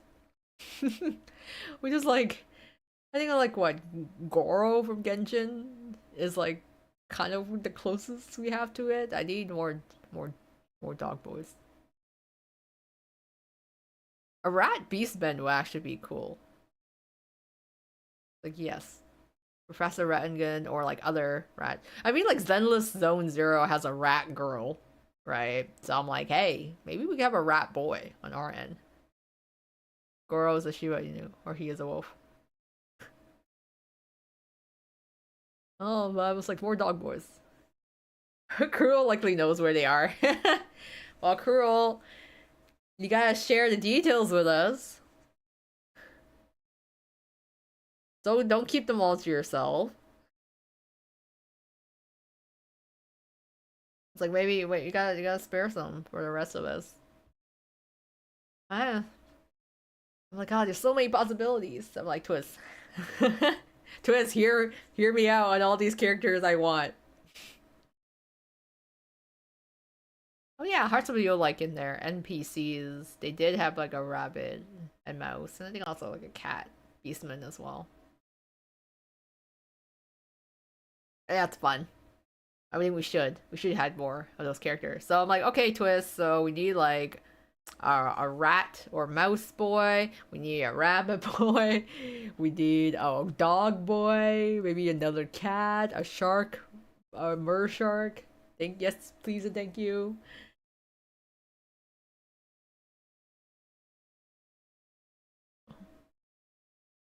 Hmm. Yeah, need more. Just a little more variety. Kind of cool. Yeah, one of the rules requires a cat to play the fiddle. That's why they got some random poor kid from Heartsabule to play the fiddle, even though he can't actually play the fiddle. So it was an absolute screeching disaster.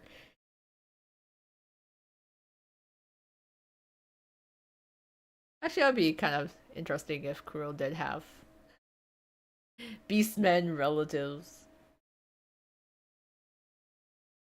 Like, come on, we need to introduce the diversity. I need to see more of that.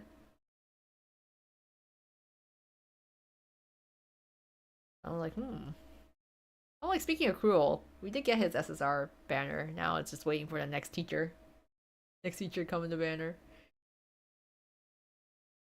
Just waiting for that. I'm like trying to think of like other games too, cause yeah, I play Genshin and yeah, Goro's the only dog wolf boy, I guess. Yeah, Miko's a fox girl. Like we're still missing quite a couple of beastmen there. Hmm.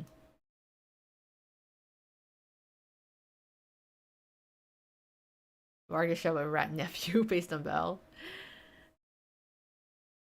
Yeah, I'm kind of curious on like other twist characters. All the possibilities.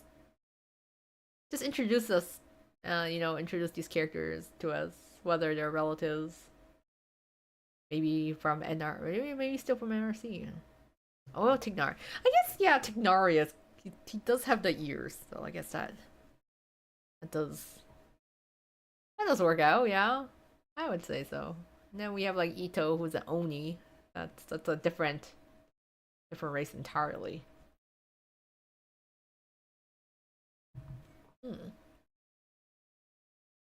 But yeah, it's crazy how many gacha games are out there. Because there's Twist, and then I play Genshin.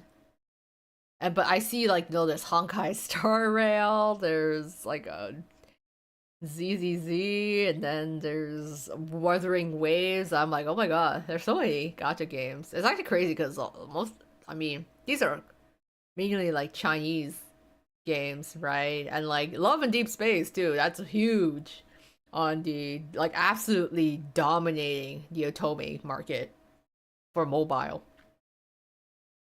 So it's like it's pretty wild to see all of them. I'm like, I don't have time to play all of these. Yeah, Ito is adorable. Noviette, Monsieur Noviette. I like him. I did pull for his banner. Novia May forever. I do like Novia. Like playing Novia is like actually really fun too. I love his power wash.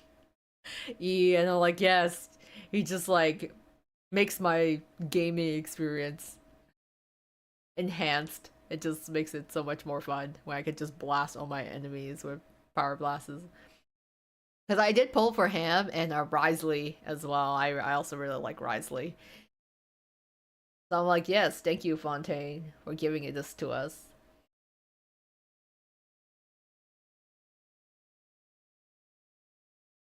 Yeah, there's it's interesting because so there's otome games and then there's josei muke. So otome games are like they're dating sim types, the ones that have romance aspects to it, usually with a female protagonist.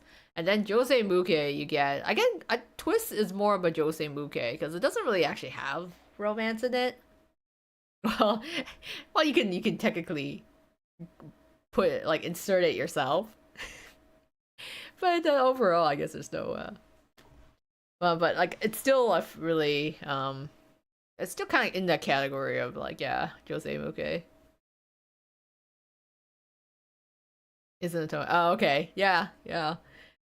So it's still always I always love to seeing like what how the mobile like market is doing for a lot of like the Jose Muke Otome type games, because you know if you think about it, there's actually not too many big major big games for women out there. So it was quite fascinating to see Love and Deep Space like absolutely crushing it at the top for a bit there. But I think they're, I think recently the company's starting to get a little greedy, and they are really heavy with the banners. It's absolutely insane. Oh, you meant Noviette's actor. Oh, Ray Chase. I'm so upset because for Risley's voice actor, he's I'm trying to remember his name. It's Joe. Joe, what was it? Um it's gonna it's gonna bother me now.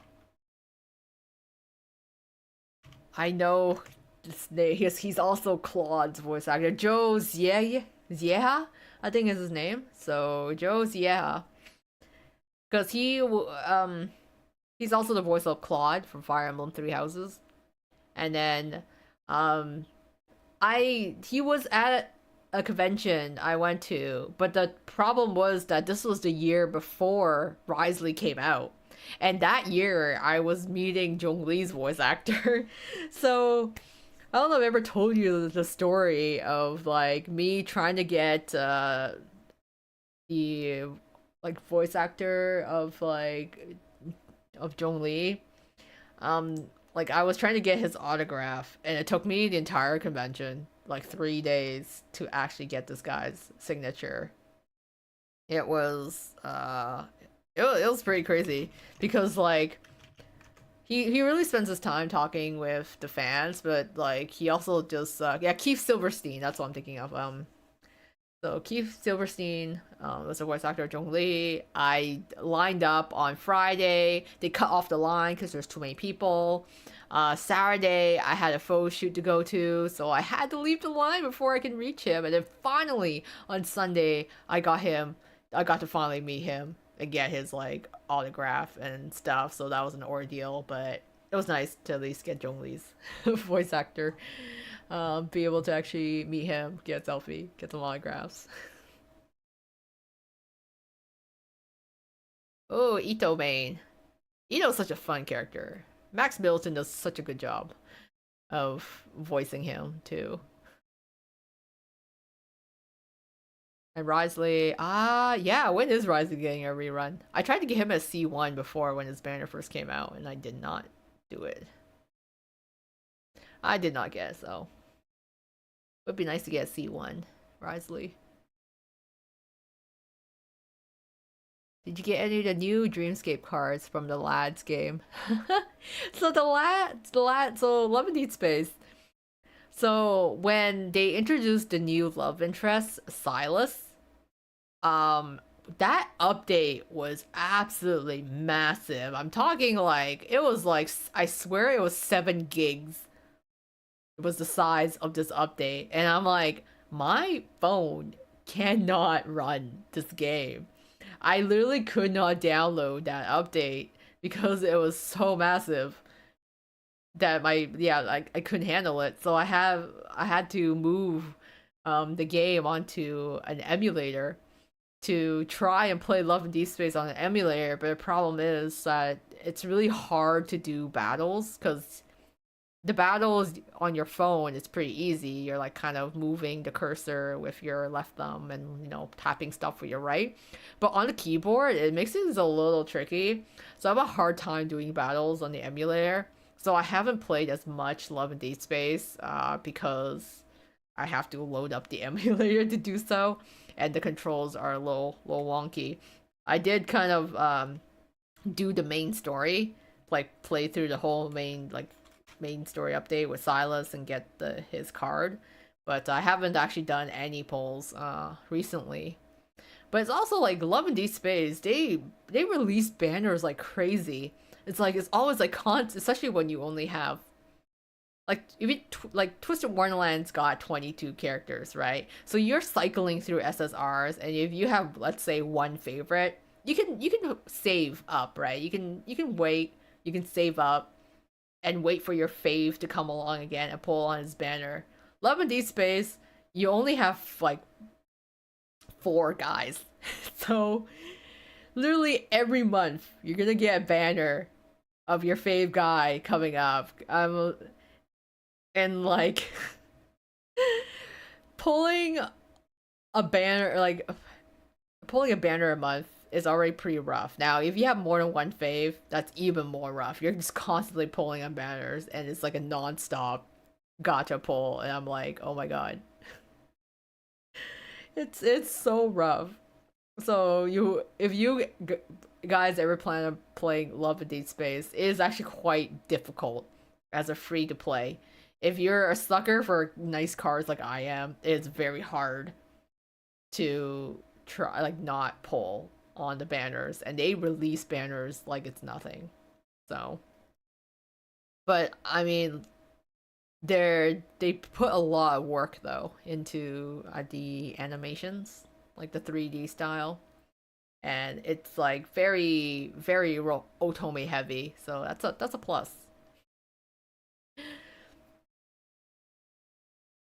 And yeah, Joe did a really good job as Claude. As Twist gets an ammo, please don't make Max voice Ace. Yeah, Ryuji and Ito are kind of a um, different skill than Ace.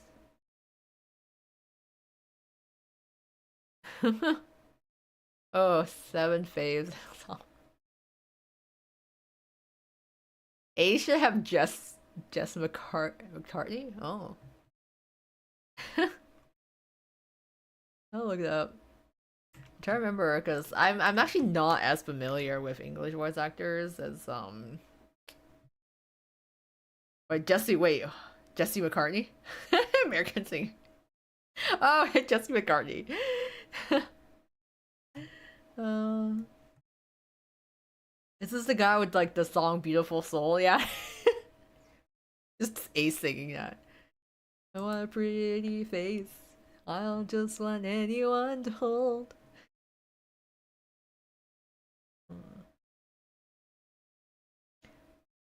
Okay, that's thinking that. I've seen so many jokes that people make with Ace. Like Ace is Ed Sheeran, Ace is Justin Bieber. Like I was like, why is Ace every every white singer out there? But you know what? Maybe you're onto something. Since we're making all these comparisons, maybe we should just get some singer. B. We should just get let's just get Justin Bieber to voice Ace at this point. Since you're comparing him to all these other singers. He is easy to pick on. It's funny because like whenever Ace is in a group of other like senpais or older characters, he gets picked on all the time. High School Musical, Troy Bolton, Basketball Club. Yeah, I do hope that one day the Twist anime will come out whenever it gets released. I swear to God, the Twist anime, it's they say it's in development, but who knows when it will ever get released. But if the anime comes out, I hope it's good quality. I hope it's fun and it gets an English dub because I'd be super curious on who would do the voices. Aether's Zach Aguilar produce? Hmm. Hmm. That potentially work. It comes up when the game is nearing its end. That's it. They're like, okay, guys. Twist has gone on for so long. People are losing interest. We gotta pull out the big guns now. Release the anime. Finally, maybe we can actually watch it. After 500 years, we will get the Twist anime. Because I was like, damn, why do you guys announce it so early if you don't even have anything in production until recently, the past year? It's like, come on, you guys. But hopefully so. But like, oh yeah, speaking of animes, there's actually a lot of there's quite a lot of good animes come out in the fall. And like I did like release a video where kind of looked at to see what villainous sojo, maho sojo type animes were coming out in the fall, and there's actually quite a lot that I'm very interested in watching down the line. Hmm. And like it's interesting because one of the animes that's coming out is like the sojo called the Do Over Damsel Conquers the Dragon Emperor. And sometimes when I look at the male lead of that series, he's kind of Malleus coded, not gonna lie. He kind of reminds me of Malleus in some ways. Aside from the whole fact that he's the Dragon Emperor, like okay, the obvious. He's he also has like dark hair. He's people think he's cursed and he's kind of lonely, and so like others kind of stay away from him. He's also like extremely powerful, but then he's also a dork as well, and he's just a lonely dragon emperor. Uh, but yeah, he kind of reminds me of it. He's got a little bit of that in him. I feel like it's also something under like based on where his story is going. I feel like he also has some ulterior motives, but for now, he's pretty cute.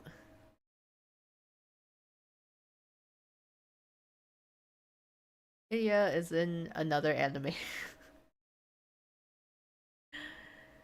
Oh yeah, his voice actor is quite a lot of things too.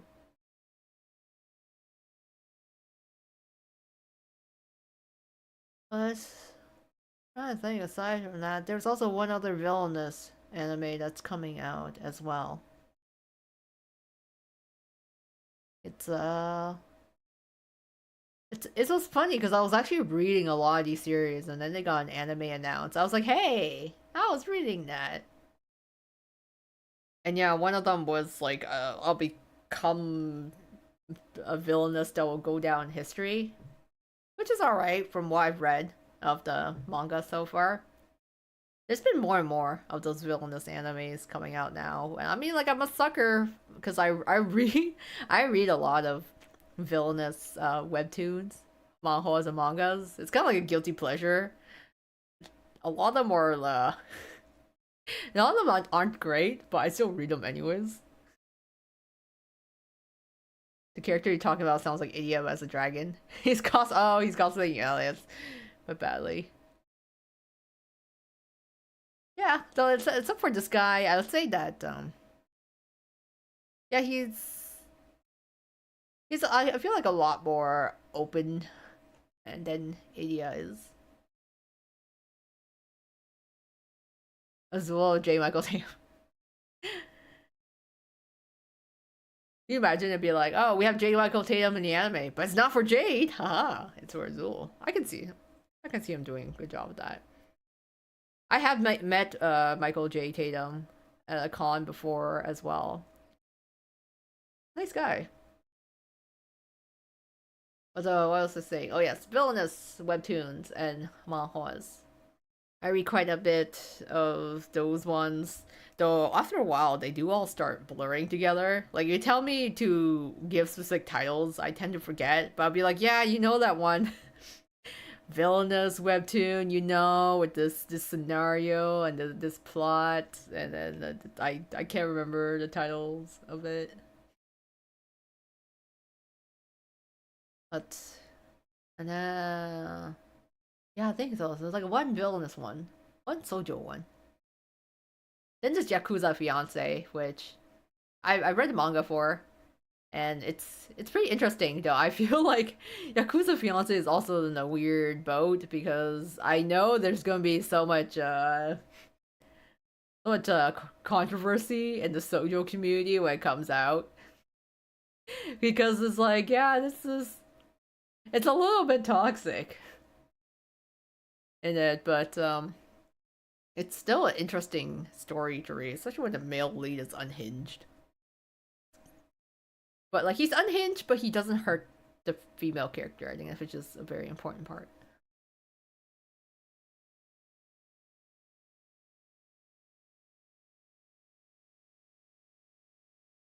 Oh, Malleus. We haven't seen Malleus in the story for quite a bit now. Yeah, he's been kind of chilling in the back of book 7. We haven't seen Malleus in quite a while in book 7.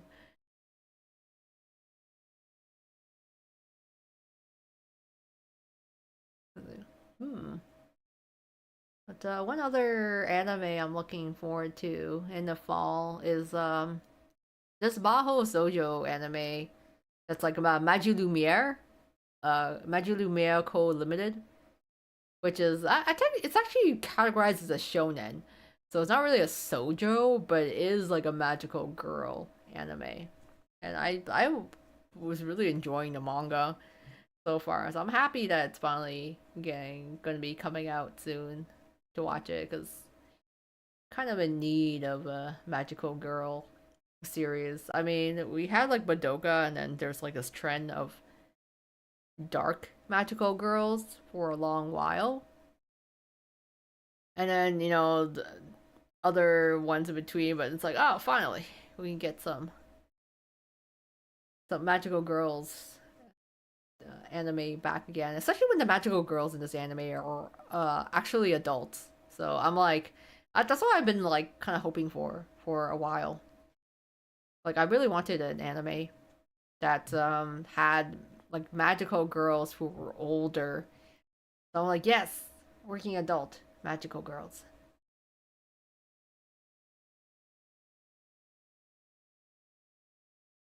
Okay.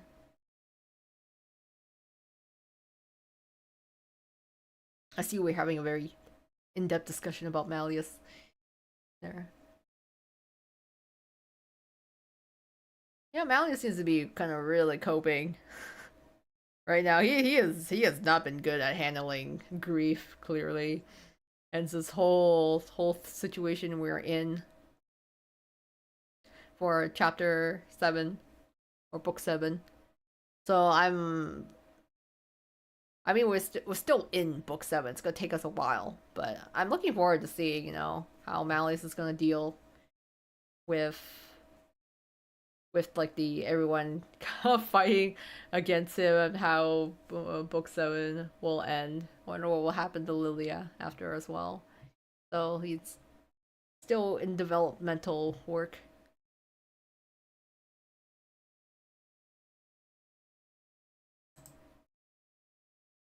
I was like, wait, I forgot I was trying to find cookies for my table. I lost track of it. I can't find a PNG one that I like. Hmm.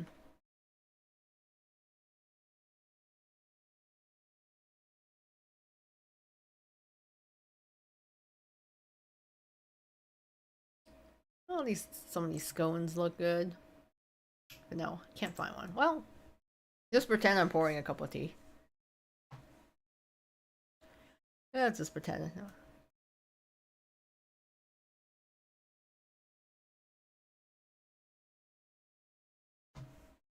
I've already. What's how old is Malleus again? It's like 500, right? Or 700? I don't quite recall. Something along those lines. 700. Who knows how old Faye are? I think Malleus is 500. I'm losing track of his age. I know he's still like a fairly young. He's like a kid. Lilia's 700, right? Wait, no, wait. I'm forgetting now. 700, right? 700 is Lilia's age. So like Malleus is 300. He hatched kind of late, so he's a late hatcher.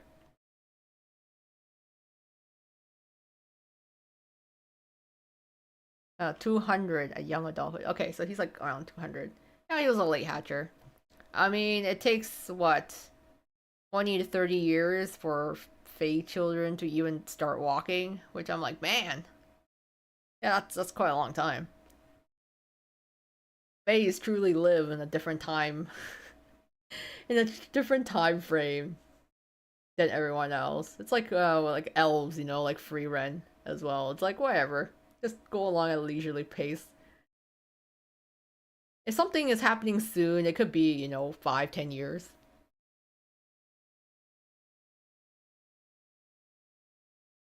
Three years for eggs to hatch. Yeah, so Malleus is still young. He is only 200 ish. Well, I guess they're supposed to live up to 1,000, right? That's long. I was like, are there Wait. I was like, So we know there's Fae. But I'm like, are there elves in Twisted Wonderland? We also have elves. I don't think there's been elves yet. These kind of elves will also be a long time. It just makes me think of like a free rent time where it's just like, hey, like man, this place sure has changed in the last 100 years. We do have werewolves. We don't have elves. I guess there hasn't really been many elves in Disney, so maybe that's why.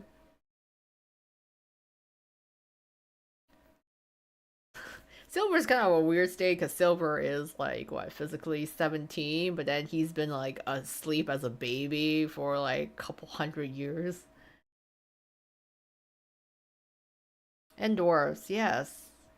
Oh yeah, the dwarves. But we have dwarves. We have werewolves. We don't have elves yet. That's another thing. No elves. 400 17 body but 400 in the soul for silver. Maybe that's why he's so sleepy. I feel that, I'm yes, being 17-year-olds in body, but I feel like I'm 400 at heart. Some days it feels like I'm 400 at heart. Those moments like, these feeling the EP all the time. Yeah, all EP all time. So I mean, like it's just like, demons in the underworld. We age fairly slowly. But still, yes, I'm physically young, just an old soul, you could say. I feel like there's another anime I wanted to talk about, but fall anime, good season. Gonna watch them.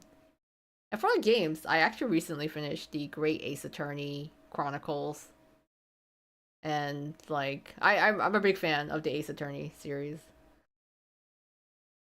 So I finished playing Ace Attorney 2 Chronicles. I absolutely loved it. I wish I could play more. I loved it even more than the original.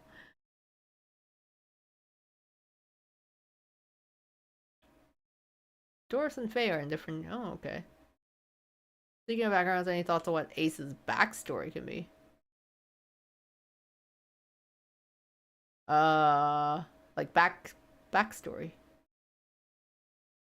like it's his background. Not oh, anyway, because like we kind of know what Ace's family is like. Um, yeah, because Ace has an older brother who we still haven't seen. So, Twist, when are you gonna show us his hot older brother? Haven't seen that yet. So Ace has his older brother. He's got like a jokester of a dad, and his mom. There's his mom as well. But I think he's comes seems to be a fairly normal family. But it's his signature spell. We don't know yet. Weird. I think Ace is the last one. We still don't know Ace's signature spell. That's true. Yeah, he's the only one. Everyone else, Ace does not have a signature spell. So it's either A, he hasn't developed it yet and has to be in a situation where he needs to actually develop a signature spell or unique magic, or B, he actually has one but has been hiding it the whole time.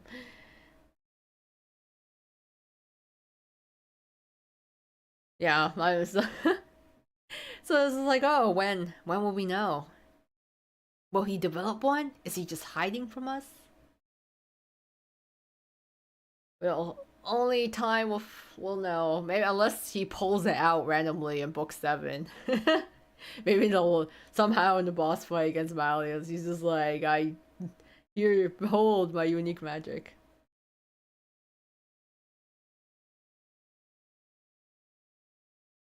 Causes memory loss, he doesn't know he uses it?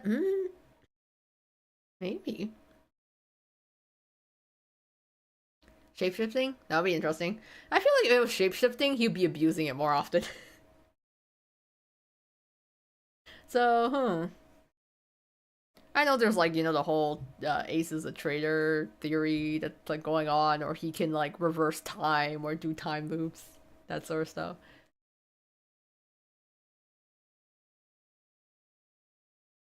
There's some random twist. Ace coming out. Yeah, Crowley's whole thing too. I was like, so is something up with Crowley? Like, are we gonna get into what's Crowley's deal? Is he really as useless as we think he is? Is he hiding some big secret? Is he Malice's dad? So many questions, so many theories we don't know yet. Right, gonna do like a Crowley, maybe a Crowley mask reveal potentially at some point. Who knows? It's all up in the air. That's what I'll find out later on. In any case. Oof. Other bun.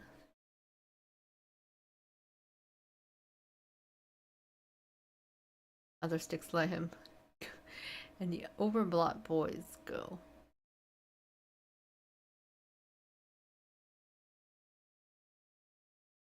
There's lots of theories just floating around.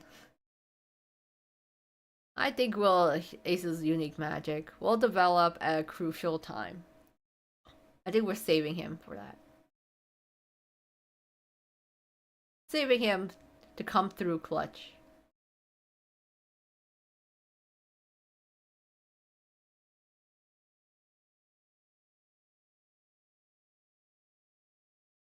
And then yeah, oh yeah, Grim. We also need to find out what Grim is all about. What is Grim exactly? Where did he come from?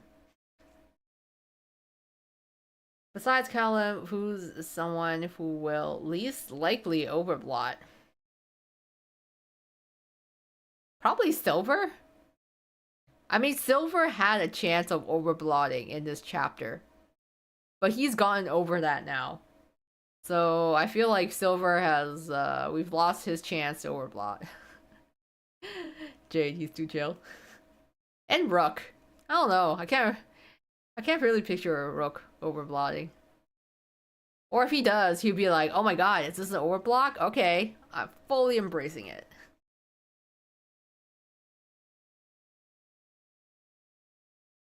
So I think probably that. So we can overblot, something happens to Malleus, or he's forced into one. Yeah, I think we saw he was in a very despairing state. He could have overblotted in that moment. So yeah, it could be something drastic happens. But I feel like it's lower right now until what's that? That's so big. It's like, who else? Technically everyone has a potential for overblotting. I mean it's Jack. Jack is pretty in tune with his emotions for the first most part. I mean, yeah, he does get angry, but he does keep himself in check. So maybe Jack too. So,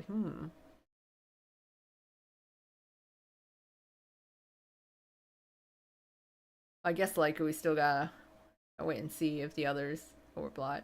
You should just have someone random overblot, just out of the blue. It's out of nowhere. I don't know. Have Train Sensei overblot. He just gets tired of all the students who just aren't behaving as class, and he just overblots from that.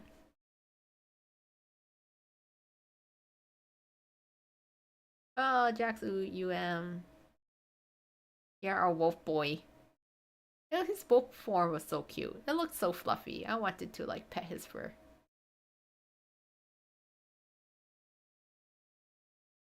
Theories about Sebek. Loving a theory is clearly being Malleus or him as his father. I mean, it seems like it is a potential, right? It'd be like, surprise, Malleus, I am your father. That'd be pretty wild, actually. It'd be like, where are you? Where have you been all this time?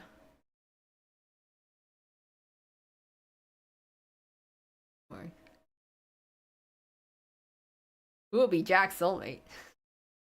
It could be anyone. It could be you. It could anyone. The possibilities are endless. It's like it's like when I found out about there's like Yume Joshi, right? It's I didn't realize that there's actually different types of Yume Joshi. People I guess the English equivalent is saying self shippers. So so Yume Joshi, there's different types of them. You have I didn't know it. I didn't know this before. I only found out recently, where it's oh, there's sharing and non-sharing Yume Joshis. But I have to applaud some of the self ship art is actually really good. I like seeing because I like seeing people's OCs and self ships. because it's like, oh, you're seeing their own original, creation there.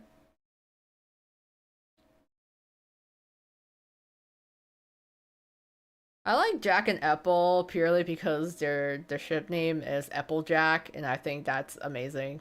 That's a great name for it.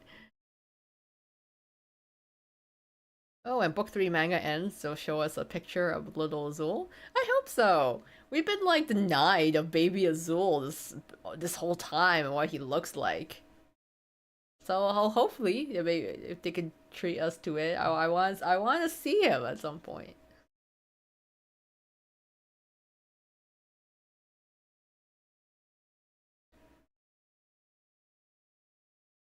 Oh, Deuce and Apple. Also,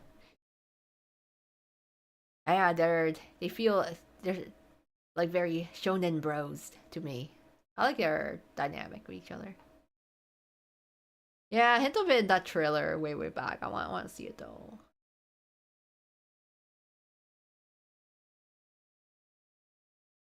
Mm. Oh, apple juice. Oh my god, apple juice is also really good too. Apple, you get all the like cool ship names. Applejack and apple juice. You get a full meal out of that. That's like a combo, right? At Denny's.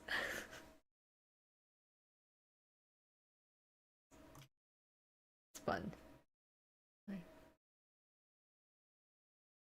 Like it's been a bit though since I read fanfics and stuff. I go on. I usually go on Pixiv to like look at like fan arts for twists, but over the years it's gone down quite a bit. So I feel like a lot of the JP artists have moved on to other series and all. But I'm like no. I The sad part is when you delete all their stuff. You have a lot of Japanese artists that delete their entire Pixiv or their Twitter when you leave. I'm like, no, but I enjoyed all your stuff.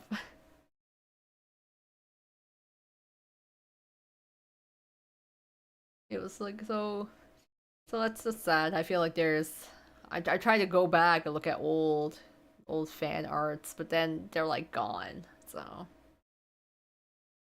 it's always sad to see so many good artists out there. Like Pixel is one, but also like Twitter. Also where I also look at other fan arts and all. And oh yeah, because the Twist novel came out in English, but then they also released a Twist anthology comics as well. So then I like that they localized that along with the Hatsubio manga. So I'm like, yay, they're actually localizing more of the twist stuff. I hope they'll localize the four Coma comics as well because I think they're really funny. I like reading those Coma four panel comics.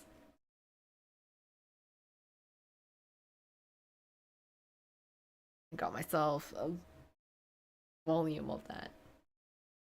I'll see when the other one comes out. I want to collect the Octagonal manga too when it gets English localized.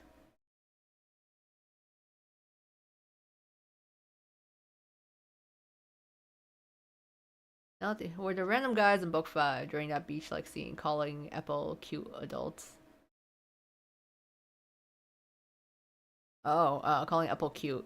Um, I don't think so. I mean, the NPCs sounded fairly young. They and like from the way they're acting too, it seemed like they were just like a bunch of like hooligans, probably cutting class and going to the beach. Or I don't think they're from NRC, but there is like a town nearby, right? So they just sounded like a bunch of just young hooligans just driving, I guess, along the beach coast and then harassing other NRC students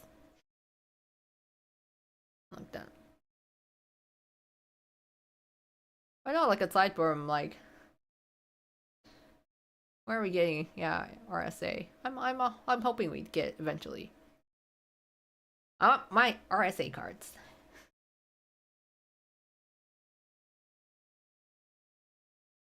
But yeah, I know we're talking quite a fair bit about Twist, but are you guys in other fandoms as well? Like aside from Twist, what do you guys watch or play or read? Kind of curious. I know New Carnival was mentioned here, so New Carnival is one.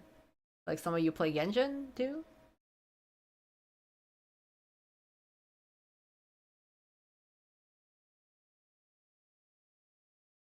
WHP. Oh, okay. So like, what in hell is bad? Yeah, I remember I played it when it first came out, and but I mean, it was But I also played when I played it because I played it when it first came out. I also played it when it was like really buggy, and like I ended up running into a lot of bugs when I played it. But the card art is really interesting, I have to say, and I really like how bold they've gone with this game. Ace Attorney and Cassette Beast. Yeah, Ace Attorney. Um, Apparently there's supposed to be some Ace Attorney news being like announced this week or something, like end of September. I was like, whoa. Maybe I'm deluding myself into thinking they're gonna come out with another game. I just finished Ace Attorney 2 Chronicles. I'm still not over it. I loved Ace Attorney Chronicles. Oh my god, it was so good.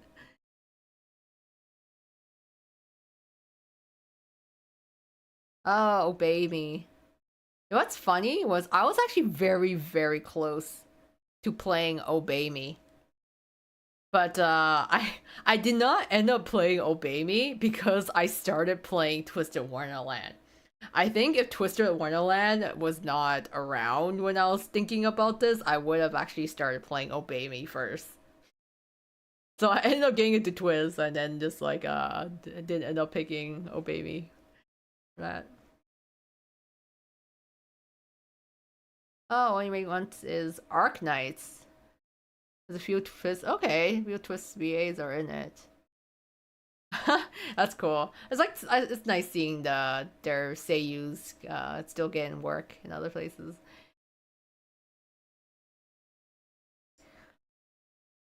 I know Arknights, yeah, it's a popular one as well, or gacha ones, which I was like, ooh, I was curious about because like I did like a lot of designs. I think their outfits are really cool in that game. Akuneko, Devil Butler with Black Cat. Oh, isn't this like the game where you have like 16 butlers? And I think like Azul's VA is also in that game. And I'm like, please, can you localize this? I wanna play as butlers in it. I wanna play it. There's 16 of them. This is like my ultimate, but it's not in English. So I can't really read what they're saying that well. Oh yeah, investigation. So Miles Edgeworth Investigations. Yes, it is out at the moment. And I think I played the first game. I've never played the second. But it's tempting. It is on my list. I'm like considering getting that and just like replaying it. Favorite Ace Attorney character. So I think I mentioned it several times now that I really enjoyed the Great Ace Attorney. So I really loved Kazuma and Herlock Sholmes and Ace Attorney. I don't have like a like ultimate fave though in the OG. I love actually no, I like Mia Fey. I love Mia Fey. Even though she's not really around much, especially in the later games, I really loved Mia. Cause a funny story, when I first played Ace Attorney, like the game, the series, I actually played the third game first because I guess that was the most recent one. So I played the third game first because I'm like, oh well, this one's the one available to me, so I'm gonna play. I'm just gonna play like the third game. And so in the third game, you play as Mia in like the first case, and then I got really attached to Mia, and then right after they told me they're like, oh by the way, yeah, she like died. I'm like, wait, what? What do you mean she died? And that was just like, if that's because she literally died in like the first 5 minutes of the first game. I was like, no, but I liked her. So I played Ace Attorney backwards. I played the third game, then the first game, then the second game, and I got caught up with that. So it was. I I I miss Mia. I hope she comes back again. Let me shout out twist. Disney, Sherlock, Barbie, animation in general. I did end up watching BBC's Sherlock when it first when it got released. It was kind of a wild ride there. Yeah, Disney is always a joy. But yeah, yeah, Sherlock Holmes. I think I've read like some of the Sherlock Holmes novels, and then I ended up watching BBC Sherlock because it was like really popular at the time. So I'm like, okay, I'm just gonna watch it, see what the hype is all about.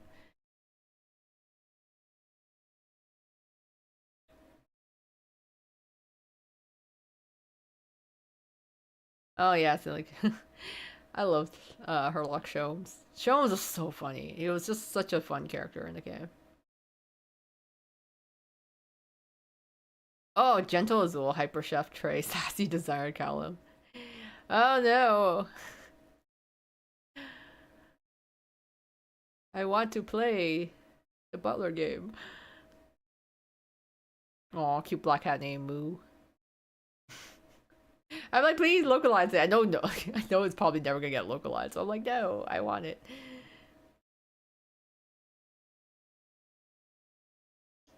Oh yeah, Terror is trending. Oh, okay, yeah. So Yessie, the Twist event, basically like all the dorms had decorated Halloween for like Halloween, and then the theme for Igni High they did it based off like a horror movie that was basically involves a headless horseman, the Pumpkin Knight.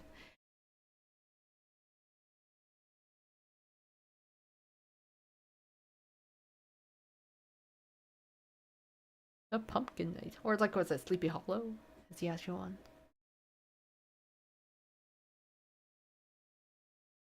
Oh, Warrior Cats. I had like a friend who was like really into the Warrior Cats series before. I'm surprised that it actually doesn't have like a movie or anything. Like I say, at least have a TV series because I feel like it was very popular. But then like I didn't see any media for it.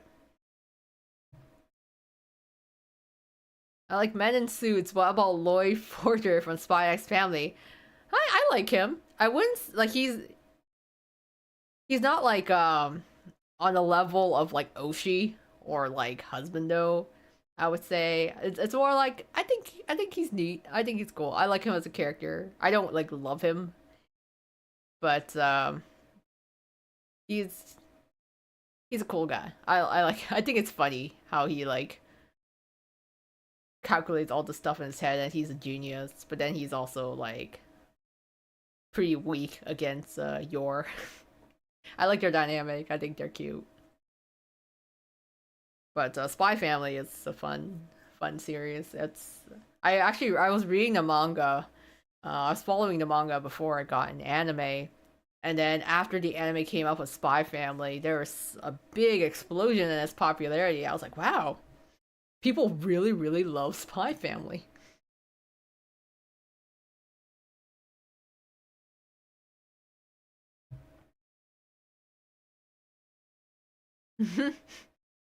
He's smart. Yeah, he's an over analyzing.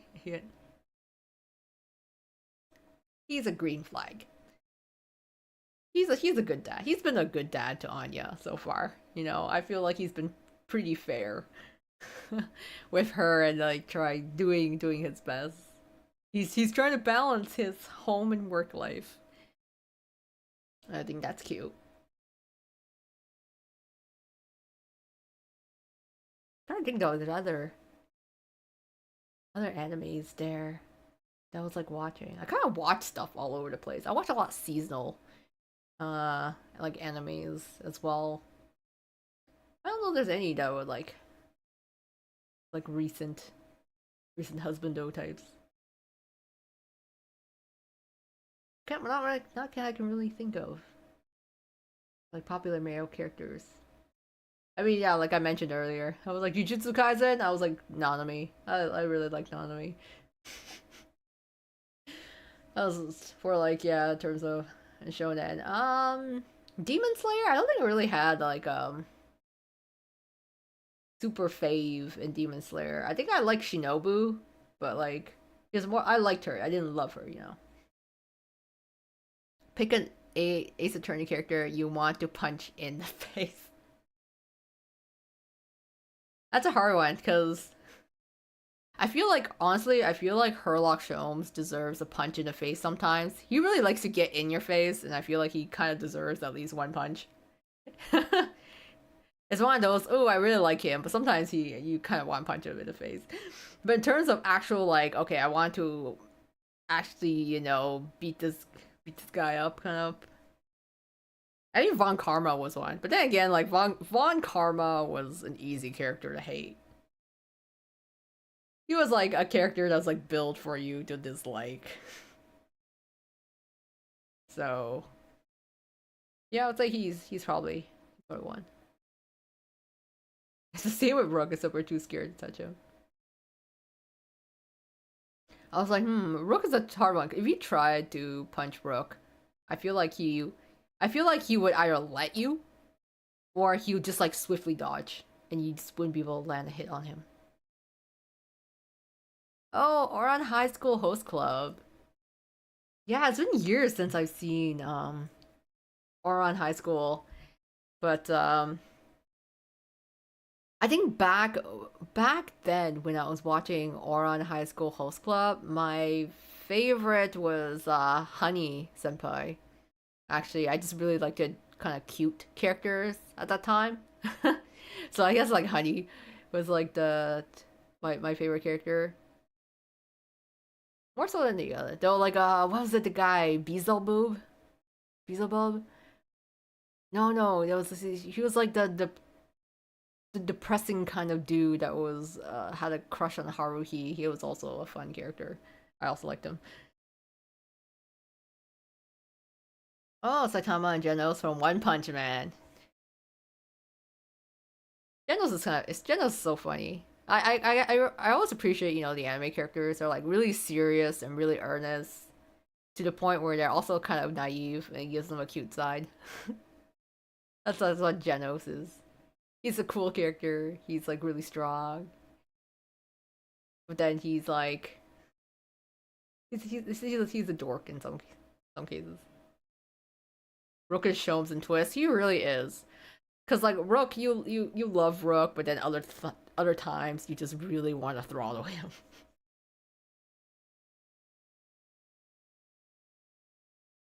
Kyoyo is a favorite. I think Kyoyo was a cool character. I liked him too. He wasn't my fave, but I liked him. And Kaoru from Oran was, oh yeah. I think what's really funny is that I really like twins in anime. I mean Hetalia, I really like the Italy brothers. Twist, I really like Floyd and Jade as twins.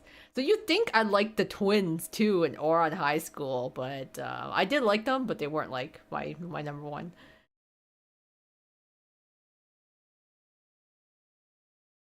Ah, Casanova. Yeah, what was it? What didn't they call him like Bossa Nova or something? As like a nickname. I liked that guy. He was really he was endearing in its own way. The twins are your fave, hence liking Elite Twins. Yes, the pipeline.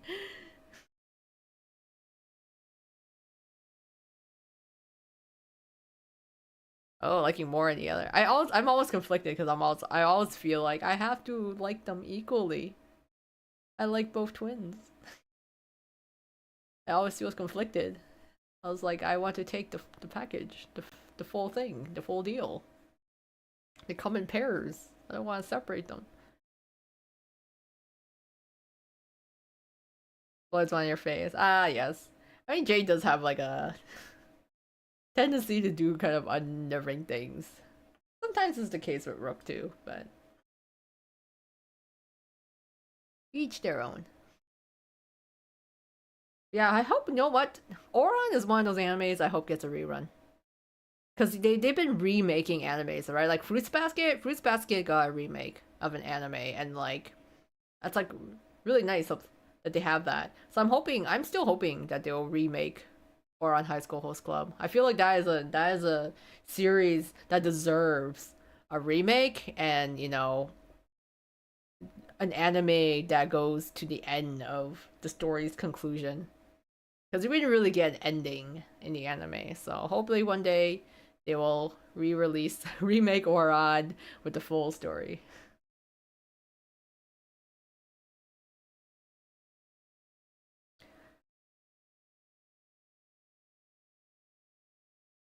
The twheels are Zoom twheels. You can only choose one. I can only choose the tweel or the Zoom versions. It's funny because Jade is suspicious, but Zoom Jade is even more suspicious. You don't know what's going on in the mind behind those little beady fabric eyes of that Jade Zoom. What diabolical plots is he planning in that small body? I feel like Zoom Jade is more dangerous. You can get into places and escape your sight. You can't find them. So I'm like, they're so cute though. I want to squeeze them. they're like plushies, right? A little squeeze. So if I think I would have to go with the regular Tweels because I don't trust Zoom Jade at all. I think it would kill me in my sleep. Mm. Yeah, when Zoom Jade buried Leona. And it's like, oh yes, you are. And not only that, when Zoom Jade betrayed regular Jade, I'm like, gasp, dastardly, indeed.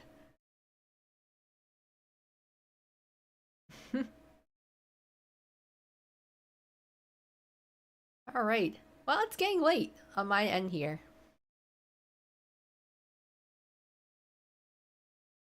As I read that Zoom smut exists. Oh, I'm sure it does, but I definitely am glad I have not seen it with my own eyes because I don't think I want to.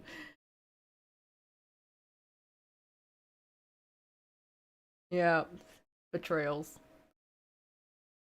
Okay, I think I'll have to leave it here for the night. It's getting late on my end, so it's time for me to sleep. And I have to work tomorrow, so that's gonna be fun. In any case, this was fun. I did not I didn't realize I'd be yapping for this long, but it was nice having a just chatting session with all of you guys. And thank you all for joining me here tonight. It was great. We got to talk about all sorts of things.